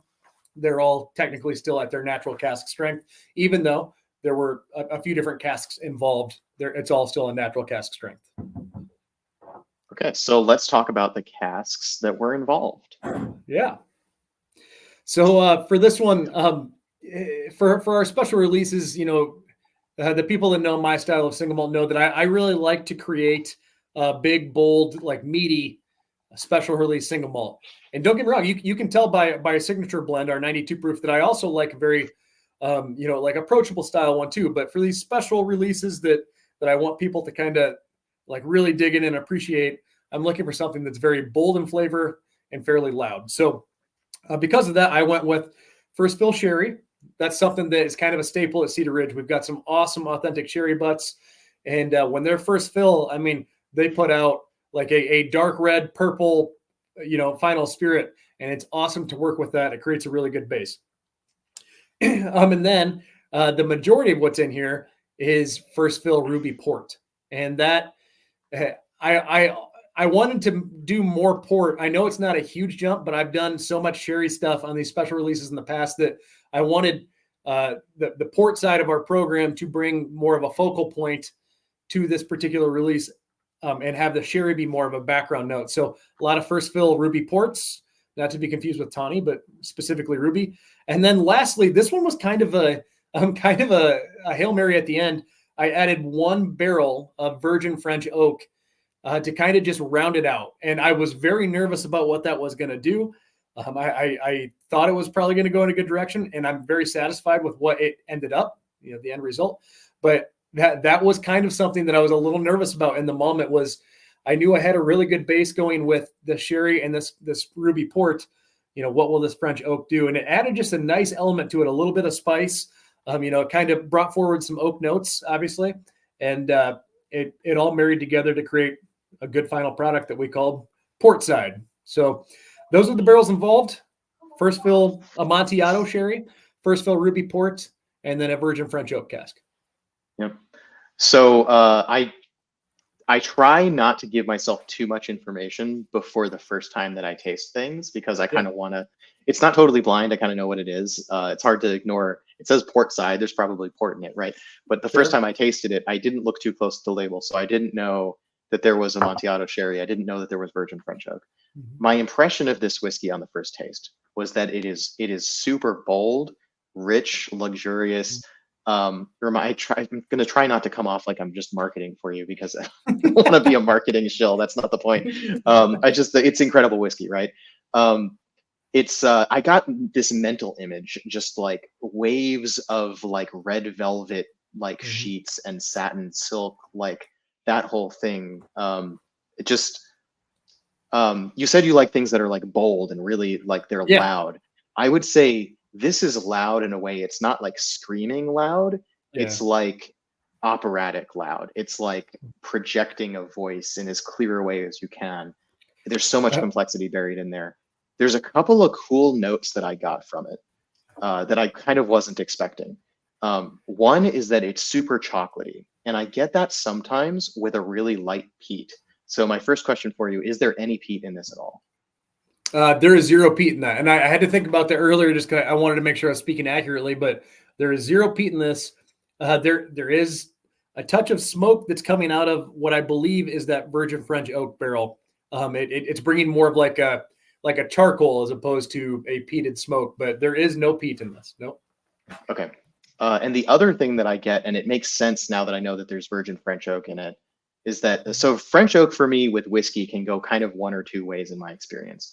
One way, it ends up tasting kind of like cognac, right? Like that, it's all French oak, right? Like that cognac flavor profile. That's sort of one thing that happens with French oak. The other thing that happens with French oak, which is very strange to me, and I can't quite explain it, is that it gets buttery, like movie popcorn butter, almost that kind of buttery. Or like I had an Octomore in a French oak cask, a virgin French oak cask, I think, which is single cask from Rest and Be Thankful. We're going to talk about Scotch. If you've got time, we're going to talk about Scotch for sure. So it was either a Fisherman's Retreat or a Rest and Be Thankful single cask Octomore in a French oak cask. And it tasted to me, it was great, but I also can't ever not think of this. It tasted like the movie popcorn butter flavor of Jelly Belly beans. Ooh, all right. Like really specifically that. That's a so I got this note. I like that. Yeah, I got this butteriness thing from port side that I was like, where's that coming from? That can't be coming from port. The signature blend doesn't taste like that. So I think it's coming from the French oak. I think you're exactly right. And I honestly, that had not really been on my radar, but now that you say it, I absolutely get it. And I agree that that's exactly where it's coming from. Like even on the nose, it can get it. Also on. Anyway, very cool release. Another, frankly, it's expensive. I feel like I don't need anyone to justify expensive whiskey, because like those casks are expensive. You have authentic European casks. Every one of those is, as authentic as you can get with the Amontillado sherry. I'm sure that's not like an actual bodega, but the virgin French oak, or maybe it is. Tell me if I'm wrong, please. These are authentic sherry butts that have been holding sherry for decades and decades. So we have awesome sherry butts here that have been holding sherry from anywhere from 40 to 80 years. Wow. Okay. We have I think about 20 of those now, and they're unbelievable. What the difference is incredible. I also have exactly 4 Amontillado hogsheads that were clearly seasoned, not authentic, but clearly sherry was in them. And then the sherry got moved to a different barrel and they sold the barrel. Those are good. They honestly are exceeding my original expectations, but it's night and day difference between the two. And this is an authentic Amontillado sherry butt. And yes, they are wildly expensive. To get one from over there to here, if you factor in the shipping, is a little over $5,000 just for one barrel. So, it does, mess with costs a little bit. But on the subject of price point, I do want to talk about that because, the port side that we're having right now, that is a $99 bottle, and that's definitely a premium price point and a big ask. But we've worked pretty well to be fairly competitive when it comes to price point. For instance, just, our standard, our 92 proof signature edition QuintEssential, that's anywhere from 55 to 59 bucks on a shelf. And an American single malt, that's one of the more affordable price points. So Absolutely. our range, from floor model to most premium is about 59 to 299. Yep. Yeah. I was going to say, actually, knowing that these are authentic sherry casks that have held sherry for so long, now I'm amazed that the price is so low, right? Yeah. Like I was going to say, you don't need to justify the price of expensive whiskey because you're a business running like a business. Sure, there's going to be some markup. Every level of the system has some markup, but you've got to know what your costs are, and your costs are your costs. There's nothing you can do about that. That pushes the price of the whiskey up. You're paying, I mean, with most producers, and I think especially, supply and demand, right? If your products are too expensive, nobody's going to buy them. You got to have people buy your products, which means there's limits to what you can mark up. So I think now I'm just, I feel like I'm going off on a diatribe to justify the price of American single malt because I've been on a bit of a project. My project has been find the cheapest American single malt that is good, right? Ooh. And I mean, start with find cheap American single malt because the cheapest I've been able to find so far is $45. There's two examples. Westland flagship at wholesale price. So I got one from Costco for $46. Okay. And because normally it's 60 or 65. And then there's Stranahan's Blue Peak, which is another another Solera system whiskey, which is interesting, and that's $45. Those are the cheapest American single malts I know of from what I would say are well-known brands. I think there are other cheap ones I can't bring to mind right now, but a friend of mine just found a bottle of American single malt from a brand I'd never heard of in Omaha, I think. That's $50. I'm interested to try that one when I get a chance.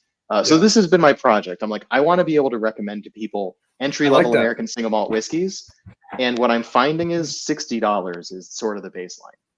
It does seem to be that way. That's kind of how we've set ours up too. And it is important though to have more affordable offerings because, like you said, entry level is important. And as far as the American single malt movement goes, it's been a struggle to get people into a brand new category. I mean, everyone knows bourbon and knows rye, and a lot of people know Scotch and don't realize that that's basically the same thing as American single malt, just not made in America.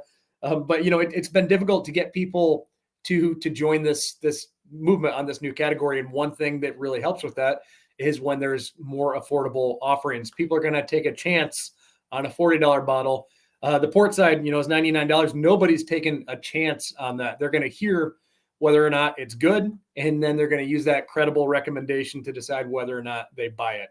And that's why, influencers, things like this are really important to get words out about the premium offerings. But when people explore a new category and take a chance on a new brand within that category, it's going to have to be affordable or they're not going to take that risk. Yep. And so, sorry, I think you may have said this already, but I just want to clarify. So in the port side blend here, you didn't use any of your own port style wines for this one. That is correct. You have none of these were estate ports. These were all Ruby port casks from Portugal. I've used many of our estate port casks though, in other special releases and in our Solera. Once again, different flavor profiles, but both I really, really enjoy. Yeah. And I mean, for what it's worth, right here, I guess let me do the influencer thing here and say Portside is great. And I'm actually surprised, knowing what it is now in full detail, I'm surprised at that price point. By all rights, it should be higher. Thank you. The fact that if you can get it, we'll talk about that in a minute. If you can get it, this is great whiskey. I can recommend. Thank you. So now let's talk a little bit about distribution on that note. Yeah. So obviously I had some trouble finding Cedar Ridge in where I was looking in Seattle, where I was looking in Texas, which was Houston. I mean, admittedly, I was looking in a narrow area and I wasn't for sure. do a road trip to find it. But so it seems like 200 barrels a month is a pretty significant production quantity. It is. Especially in craft distilling, American single malt. That's on the larger side. I mean, like there are huge American single malt distilleries, Westland, Balcones, to some extent Westward, I think, probably the biggest I can think of. Stranahan's, I'm not sure what their volume is. Where Really do you significant. think you fall on the sort of production volume side? Are you on the large side, kind of in the middle, Yeah, on the small side? it's really tough because our overall production is split up between several different whiskeys. I Ah, mean, yes. if we were to look at specifically American single malt production, we're I'd say a medium-sized distillery. If we were to look specifically at bourbon amongst crafts, we're actually a fairly large production facility. But when you put everything together, I mean, the terminology is so tricky. What craft, not craft, because a lot of it lacks definition. But I mean, we'll say of the non-legacy brands, the non-Kentucky distilleries, I would put us on the bigger side of things. I mean, biggest, no. Do we produce the most? No. But I mean, out of the 2,500 distilleries that have popped up over the last 20 years, I mean, our production would be in one of the top tiers of that for sure. Let's talk a bit about terminology. We've been dancing around some terminology today. So you've said in the past that Cedar Ridge has in the past been known as a micro distillery, which, and now it's known as a craft. Now it sort of fits in the craft distillery category. So there was before craft, there was micro distilleries. Craft is a relatively recent thing. I think the 80s was the first craft distillery. I don't know if St. George called themselves craft back then. I'm not sure. I'm not sure if they did, but yeah, that there were craft distilleries before there was the word craft for sure. Yeah. So micro distillery indicates size. That's something you grow out of. Craft distillery indicates, I think, a philosophy or a methodology, perhaps. Where do you think Cedar Ridge falls on that spectrum these days? It's so tough. I mean, I don't even know where. Sorry, just asking vague, open-ended philosophical questions now. I actually really love this question. I mean, I get asked it every now and then, and honestly, like throughout, I've been doing this for 15 plus years, and throughout that whole time, I mean, I've had this major love-hate relationship with craft. I especially hated it about 5-6 years ago because I'd go on these work trips, and I'd be presenting our stuff to people in say New York or New Jersey or whatever. And I'd be like, we're this craft distillery out of Iowa. And they'd be like, I hate craft. It's all crap. And I'd be like, but you don't even know anything about us yet. You're writing us off because like we're associating ourselves with this word that isn't even defined. And so I've had these points where I really hated the term craft.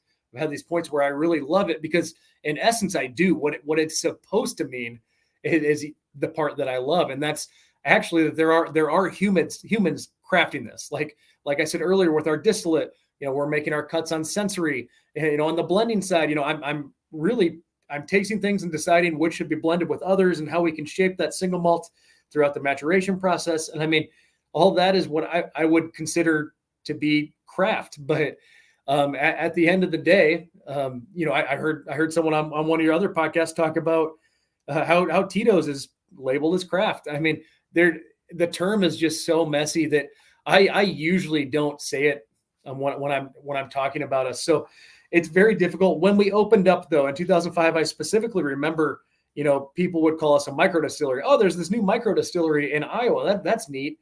And as the craft beer boom started to happen right around that time, people, started to call new breweries craft breweries. And that term just kind of switched over to distilling as well.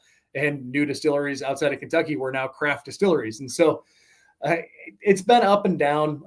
At the end of the day, I mean, I think there are just distilleries. I mean, that's, even in Scotland, there are distilleries that produce massive amounts of single malt. And there are distilleries that really only run for 1 month out of the year. And they also produce really good single malt just on a smaller scale. And those are both just distilleries. You know what I mean? It's not the one that runs for 1 month. That's not a different kind of distillery. It's just a distillery. And I do look forward to when that happens here. I think we're very much on the forefront of that, where, there's so many newcomers to this distillery or to this movement that kind of convolutes things, but they're all kind of coming of age now and producing good product. And the ones that don't produce good product, they'll naturally weed out. And now at the end of the day, 10 years from now, we've just got distilleries, whether they're in Kentucky, whether they're out of Kentucky, they're just distilleries. And I'm personally really looking forward to that. Well said. So as you're ramping up American single malt production, I mean, if I had been looking for a Cedar Ridge bourbon, maybe I would have had better luck. But I don't know if you get to Washington or Texas in any case. So it's actually, I mean, that will be changing this year. We've recently teamed up with an agency, a broker, if you will, on a national scale. And we are literally, as we speak, rolling out at the beginning of this year, rolling out on more of a national basis. So, I mean, we've always been available in about 30 to 35 states, depending on, the time of whatever. But for instance, Texas is a really good example that you bring up. We are in Texas. I mean, but it's going to be spotty. I mean, it's not like, hey, if you go into a liquor store in Texas, we're going to be there. Definitely not. It's around. We should see a much greater presence throughout this year and going into next year as we team up with this new strategic partner. So I think that's really going to help. But then you also get into product, as you mentioned. I mean, bourbon, if you're outside of Iowa and you've had one Cedar Ridge product, it's probably our straight bourbon at 86 proof. We're even kind of modifying that.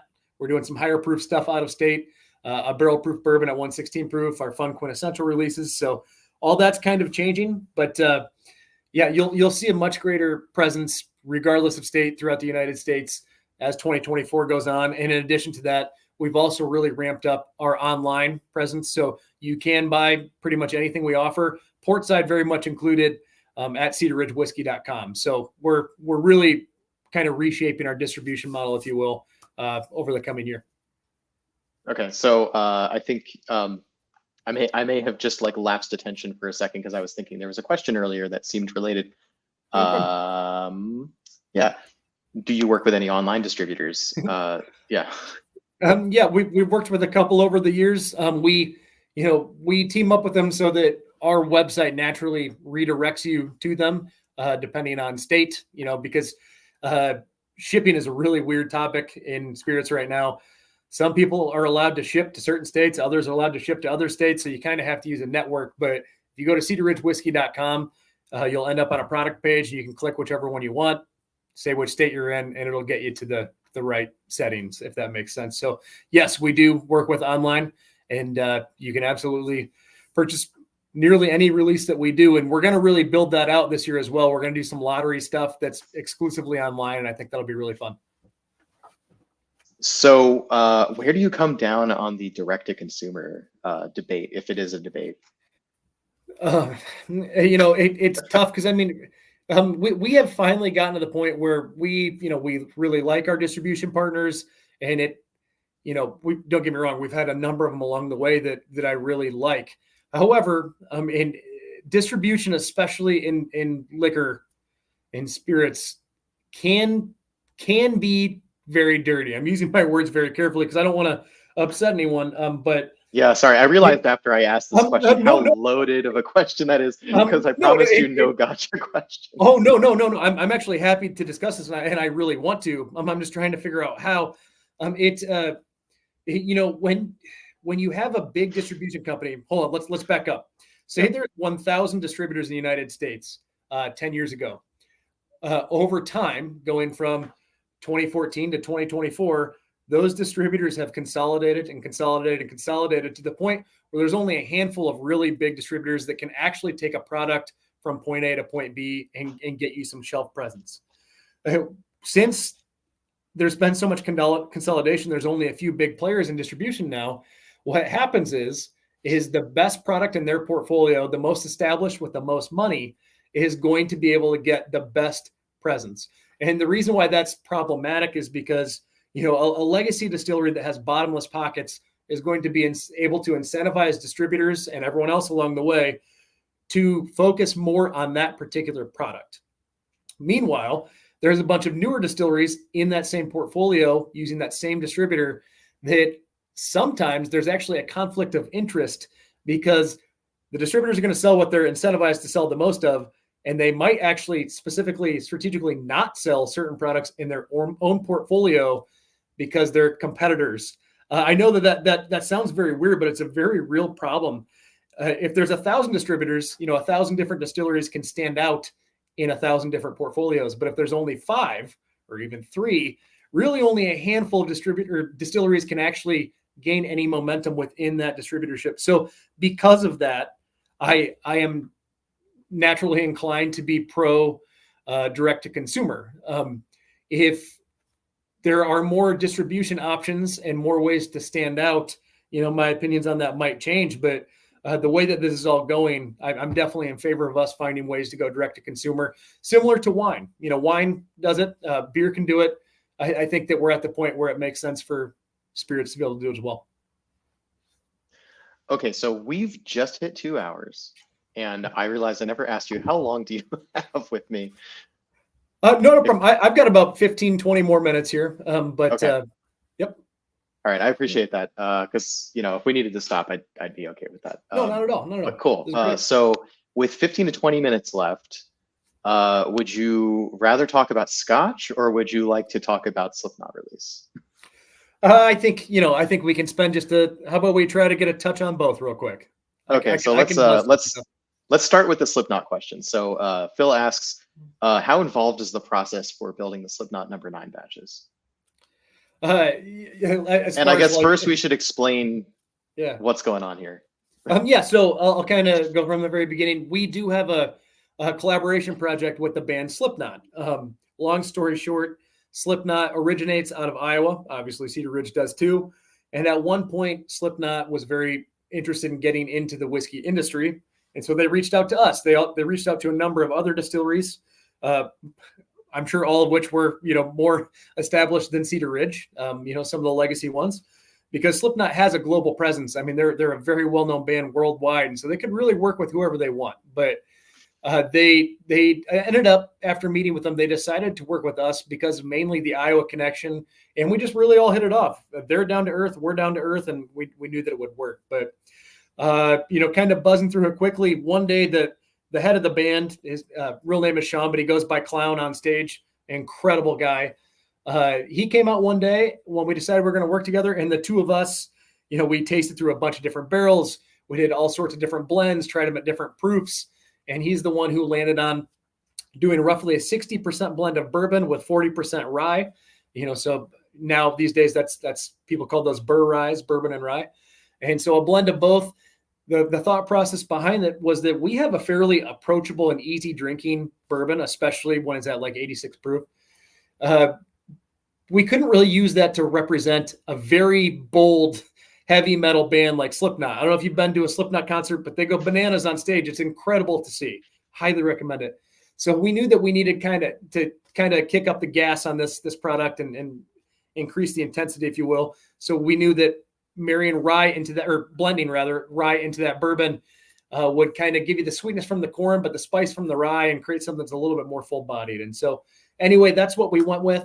As far as like the daily process goes, I always say what I'm doing is, Clown wrote the recipe, and I'm kind of cooking to taste. So I know that it's roughly going to be 60% bourbon, 40% rye, but I'm also kind of cooking to taste. And if I determine a little bit more bourbon, a little bit more rye is necessary, I'll do what needs to be done in order to make it the best overall product. But, I'm following Clown's recipes. So basically at the end of the day, though, what I think is really neat is that how involved they were and how involved they are. But from the initial stages of creating the concept to Clown himself was very involved with label design, and they were just very hands-on, as opposed to knowing that they could create a Slipknot whiskey and sell it based off of their name. They didn't want to do that. They really wanted to be involved. And I think that's neat. That is really cool.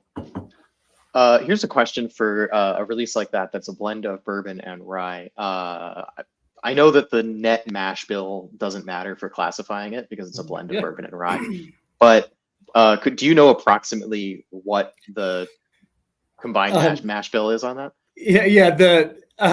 I'm not even going to take a stab at it right now. I do have that written down, and it is something that at one point I did have memorized, but I can't even take a stab at it right now. Somewhere though, I did the whole weighted averages thing on an Excel spreadsheet to figure out exactly what it balances out to be. I just can't recall at this particular time. Do you remember if it was like 51% bourbon at least, so that it's in effect a bourbon? I do know for a fact that it was at least 51% corn dominated. So, I mean, it it's not going to be a bourbon, but it in theory is going to drink more like a bourbon than anything else. That's correct. Yep.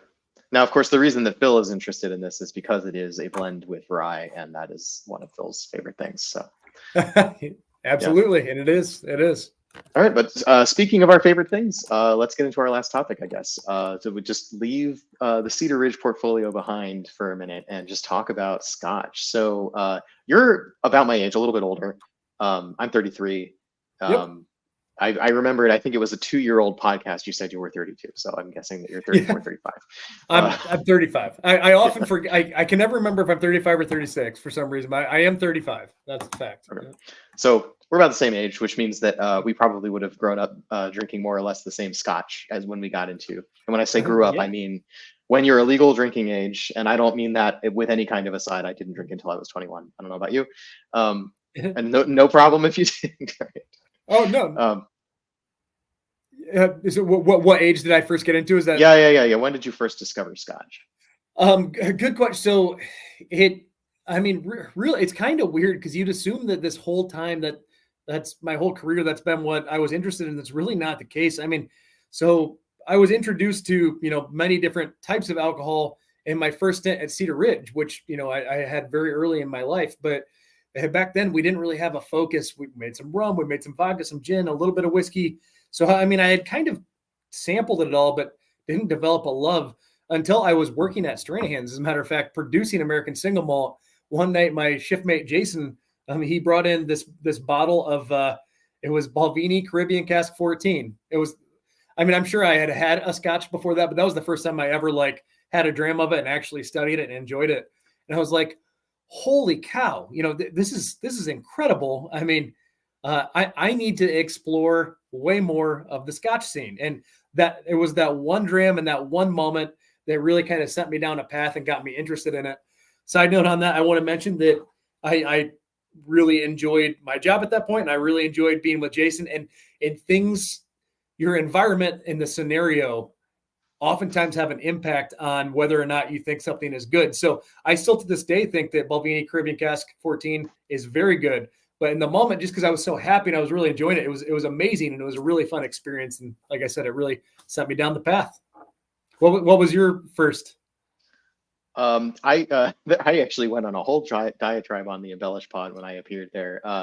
When I was asked, how did I get into American Single Malt Whiskey? Because my route was, I guess, similarly complex. Scotch was one of the last things I discovered, actually, in a sense, or rediscovered. I started drinking bourbon. Dad was a fan of Wild Turkey, so the first drink that I had with Dad, this is the first drink of whiskey that I properly remember, was just a Wild Turkey 81 on the rocks. And I sort of this is nice bourbon, right? At the time, I think the only other thing I'd really had was Maker's Mark and Jack Daniels. Yeah. And I like Maker's Mark, and I didn't so much like Jack Daniels, and that's just a personal preference, I guess. But I definitely liked the Wild Turkey. And that was pretty much all I drank for a while. It was either Wild Turkey or Maker's Mark, and I kind of just alternated between them for pretty much years. And then in 2015, so I was 24 at the time.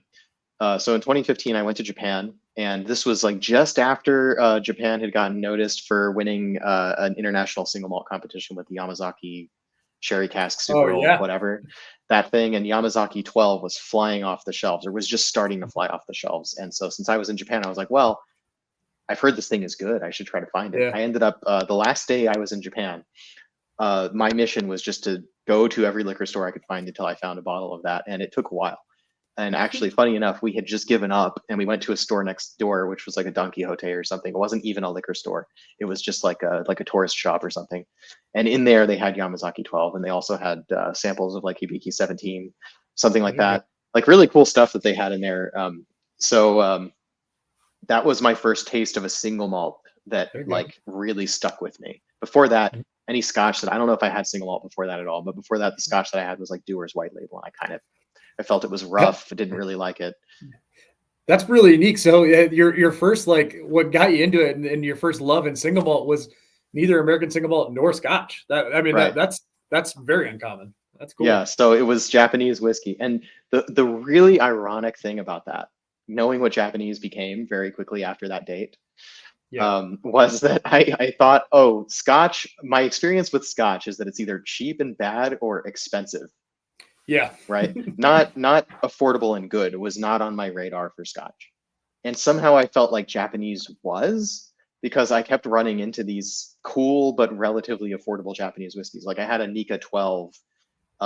It was a blended whiskey, but it was a Nika 12 that was discontinued in like 2017.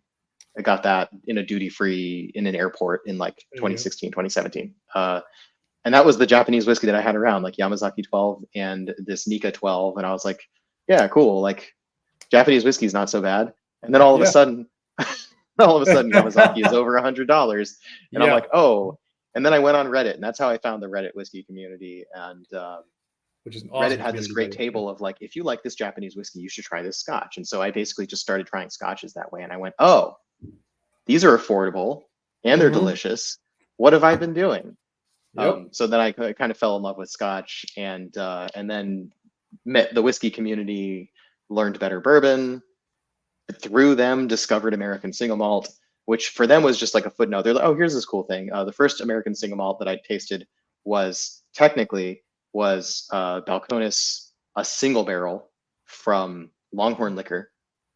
Okay. Which is funny because this was someone up in Washington. So they had from a Texas liquor store a single barrel of Balcones. So that was my first exposure to American Single Malt.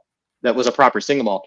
Technically, the first taste of American Single Malt I had, I would call it American Single Malt, was Lost Lantern Vatted Malt #1. It was the same night. It was the same night, but it was technically the first thing that I had. And it was combined of American Single Malts. And like, that was cool. And the very next thing I tried was amazing. And I'm like, okay, I'm hooked, right? American Single Malt is me now. I'm with you, man. And that was early 2021, I think. So we're pretty much at exactly 3 years now of me being American Single Malt has practically become a personality trait for me. Yeah, I'm with you on that entirely. I mean, I don't get, like I keep saying, I do have a love for bourbon, but single malt. I mean, if I'm going to a liquor store and especially when I'm out of state, I'm almost always going to grab an American Single Malt. I'm just so interested in it, like you. I'm so interested in where it's at. I'm so interested in its potential, where it's headed. I just think it's incredible. You know? So what's your favorite American Single Malt to drink that's not your own product? Yeah, you know, and that's always tough. I mean, I don't even know if I have a favorite. I mean, you mentioned Lost Lantern. I'm loving everything that they're doing. You know, we already gave Whiskey's Del Baca a little love. Westland, I mean, I've been a fan of Westland and Westward for a very long time. I mean, Balcones, you can't go wrong with them. And they're really getting some really good recognition on their single malt right now. Another one that I was kind of alluding to earlier with Mesquite Moat is Santa Fe Spirits. Their Cole Keegan is, I think that's how you pronounce it, is incredible. So they're doing really cool stuff. I mean, I don't necessarily know that I have a favorite. One thing I'm really intrigued by is what everyone's doing differently. You know, like what are you hanging your hat on? Copperworks. I mean, that's another really good. But what are you hanging your hat on? You know, like what is your bread and butter? Like at Cedar Ridge, ours is our cask program. You know, our variety of different finishing casks. But others, you know, it's all about local malt or using a unique variety of oak. Everyone's got like their own thing. And from a strategy standpoint, I'm really intrigued by that. Like, and I think that's where this is going, by the way. In 20 years, I don't think that this is going to necessarily spread out like Scotland, where, you have a few different regions, all with different traditions. Because I think that was mainly built off of access. Different regions had different access to different raw materials. So I don't quite think that's what's going to happen here. But I do think each distillery 20 years from now, is going to, oh, yes, this distillery is known for using, Washington-grown barley. This distillery is known for specifically wine cask finishing. This distillery is known for smoked malts. And I think that that's really fun. And, what an awesome opportunity as whiskey geeks and whiskey consumers to be able to experience that as it's unfolding in live time. I think that's just really exciting. Yeah, absolutely. I you just, wax about American Single Malt and the variety that there is in just. So I did an American Single Malt Advent in 2021. I started the subreddit in 2021, and I said every day of Advent I'm gonna review an American Single Malt whiskey, and I did the proper 27-day long Advent that started 4 Sundays before Christmas because I wanted to make my life harder instead of starting on December 1st. I did that. When I started that, I had like 6 expressions of American single malt to hand. So I was going to run out within a week, right? And then I had Yep. this network of friends and I was like, hey, do you have any American single malt I haven't tried? Can I have a sample? You know, and I kept going around to people. And by the end of the month I made a trip to Oregon so I could go buy a bunch of McCarthy's from Hood River. I didn't mention McCarthy's. Honestly, McCarthy's is my favorite. Sorry, keep going. Yep. Yeah, same. Okay, well, we definitely agree on that. Yeah, Yeah. my absolute favorite is McCarthy's. I would almost go so far as to say, and I haven't done the side by side. I haven't really thought about it to that degree. But it's easy for me to say, I think, that McCarthy's is my favorite distillery in the world. Maybe that's a mean thing for me to say when you're not when you're a representative of another distillery. I take zero offense to that. As a matter of fact, it might be one of mine. I mean, they do such incredible stuff there. From Joe to Caitlin to the whole crew. I mean, they're so incredibly talented. But the McCarthy's whiskey, if you want to talk about a peated / Scotch style single malt, like I was kind of getting, Cedar Ridge, we have more of a Scotch style American single malt. McCarthy's is like they paved the way on that. And like I said, I shouldn't have gotten into mentioning names because I knew I'd forget some, but McCarthy's might be my all-time favorite. I also forgot to mention Virginia Distillery that does amazing stuff, but yeah. I cannot speak highly enough of the McCarthy's brand, which that's Clear Creek, right? But Clear Creek, yeah. Yep. But they do incredible stuff there, and they're also jacks of all trade. It's not just McCarthy's that they have. I mean, they do really cool brandies. They do really cool eau de vies. They've got it going on. Yeah. And if we're talking about smaller scale productions that have RU XYZ in this store, the answer is almost always no, but we'll find a way to get it to you. Yep. Is kind of their approach, right? If somebody hears about them and they reach out, they do everything they can to hook you up, which is really cool. And you've done the same. So I mean that accolade is shared. I think it's cool. McCarthy's was like, hey, they were the first. No one's ever made an American single malt before. Steve McCarthy was like, ooh, Isla Scotch is really cool. Ironically, he was in Ireland at the time. So Isla Scotch is really cool. I can make that. I have a distillery. And then the very first American single malt, what they did was they put an American twist on it. They took an Isla style single malt and then they put it in Oregon oak casks. And thus was born the category of American single malt, which is, it's like Scotch, and there's so many aspects that can be tweaked and messed with for American single malt that when I think I've found the entire boundary of what American single malt is, I end up finding new things. So I was just about to say, in just the last 2 months alone, I have been exposed to no fewer than a half dozen American single malts that pushed the boundary of what I thought American single malt could fit within. Mm-hmm. So Copperworks Queen's Run, super chocolatey and funky and like cool stuff. And like, I haven't met a Scotch that can do quite that. They could try, but they don't. Right. That's not a style that they make. Because Queen's Run is more of a rum thing. VADC, Virginia Distillery Company.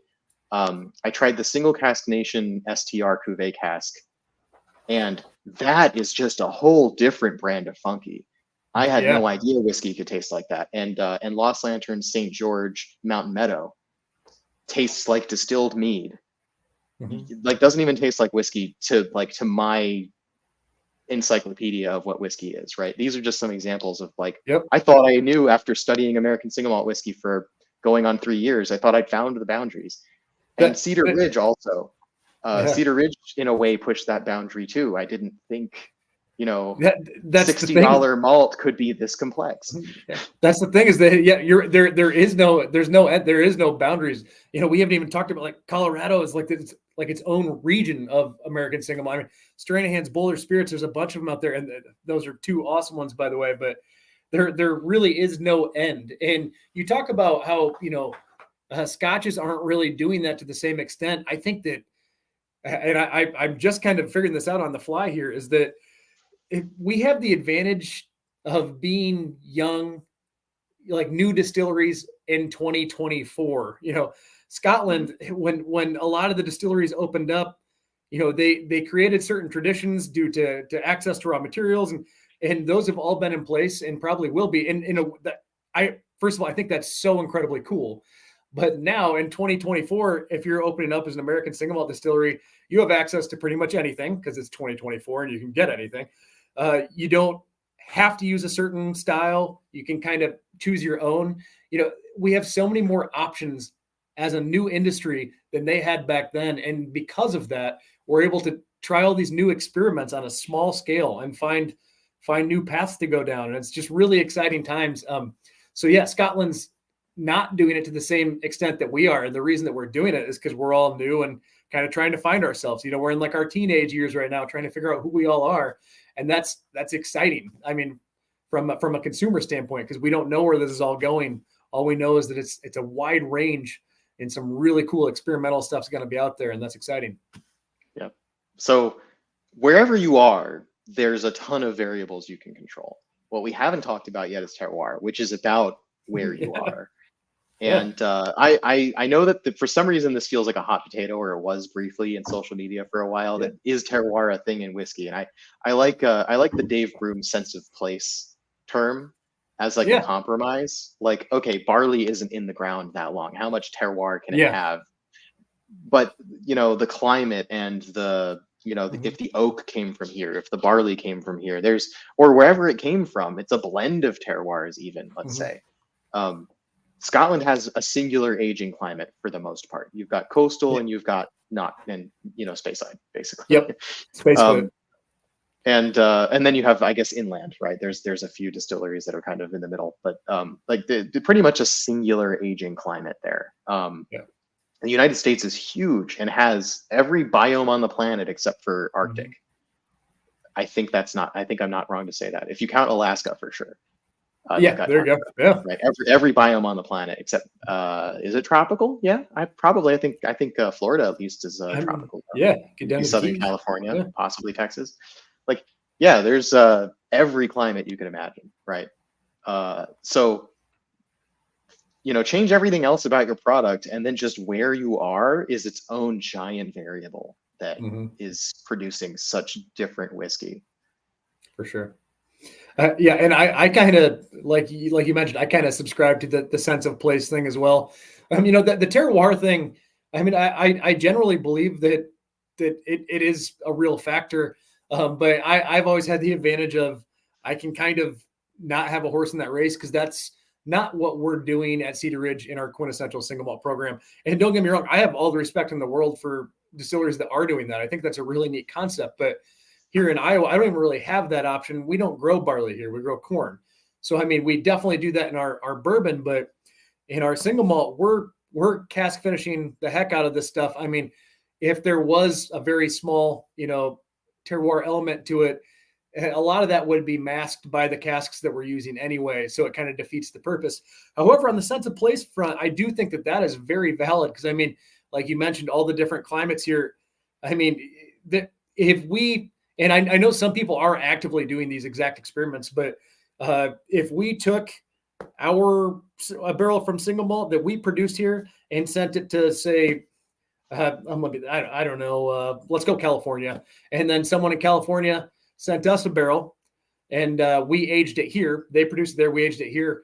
It's going to be wildly different. Like it's going to have a much different impact on the way that whiskey matures, because the climate's different, and that's going to have a major impact on it. So the grain is definitely a neat element, and I definitely think that it's real, at least to a certain extent. It's just not what we're doing. We're much more focused on our casking program and embracing our climate here, our temperature swings here. So like I said, I've never really had to have a horse in that race, but I agree with you on kind of settling on the sense of place, and how if you embrace your sense of place, that's good from a product standpoint and a marketing standpoint, keeps everyone happy. And that's where I stand. I just thought of an interesting segue. So I think actually Cedar Ridge is in a way bringing in some terroir into their whiskey in a way that a lot of distilleries don't. You have a vineyard, and you make your own wines and brandies that you bring into your whiskey aging process. Yes. So with that statement on the table, you said you wanted to talk about the advantages of being a vineyard and a distillery. Yeah. And that, I mean, that kind of ties into everything we were just talking about too. I mean, on that, so I'm very, very interested in specifically wine cask single malt maturation. We do a million different types of casks, but wine casks are what I'm most interested in, and that roots from our company and our history just being from, rooted in wine. And so I've always been interested in that, but there are a number of different advantages. Excuse me. The fact that we can take, say, just a standard red wine, a cask of red wine aging on property here, empty it this morning, we can fill it up with single malt in the afternoon.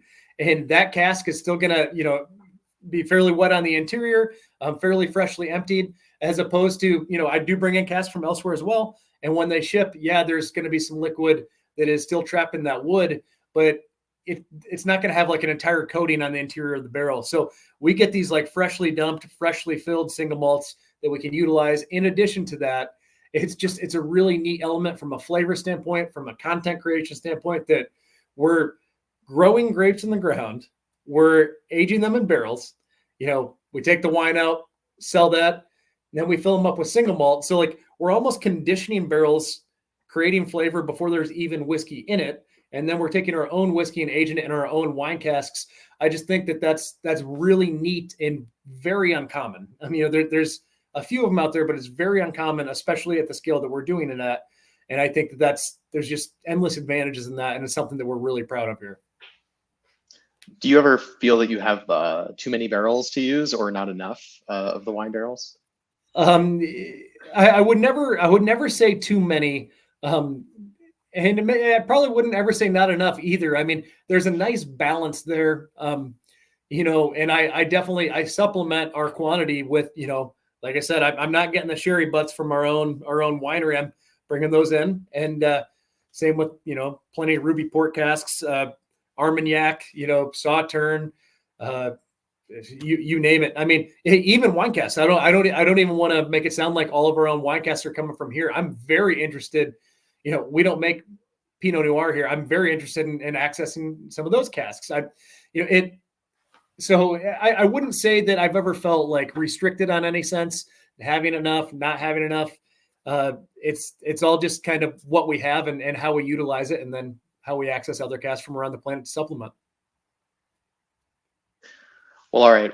We are coming up on 2.5 hours, and I, at some point, need to respect your time and let you get on with your evening. So at this point, I will say thank you so much for joining me and for the generosity of your time and the information that you shared tonight.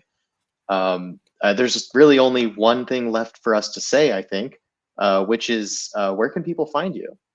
Aside from, I mean, you personally. Yeah. So, Cedar Ridge social media, our handle is Cedar Ridge, Iowa, on pretty much anything. So check us out there, cedarridgewhiskey.com, if you want to purchase any of the product or learn more about our operation. And then for me personally, I do manage my own Instagram account. I do a lot of just kind of fun behind the scenes stuff. So check that out too, at Murphy Quint on Instagram. Yep. And as for us, you can find me and my co-hosts at the Whiskey Lodge, which is a Discord community of all levels of whiskey enthusiasts, from beginner to expert, and even some producers. So Murphy, consider this your official invitation to join the Whiskey Lodge if you can tolerate yet another social media platform. I'd be happy to. And other than that, what should we cheers? To pushing the boundaries. To pushing the boundaries. Love it. And until next time, we'll see you in the lodge. Cheers. Thanks so much for having me. Let's do it again.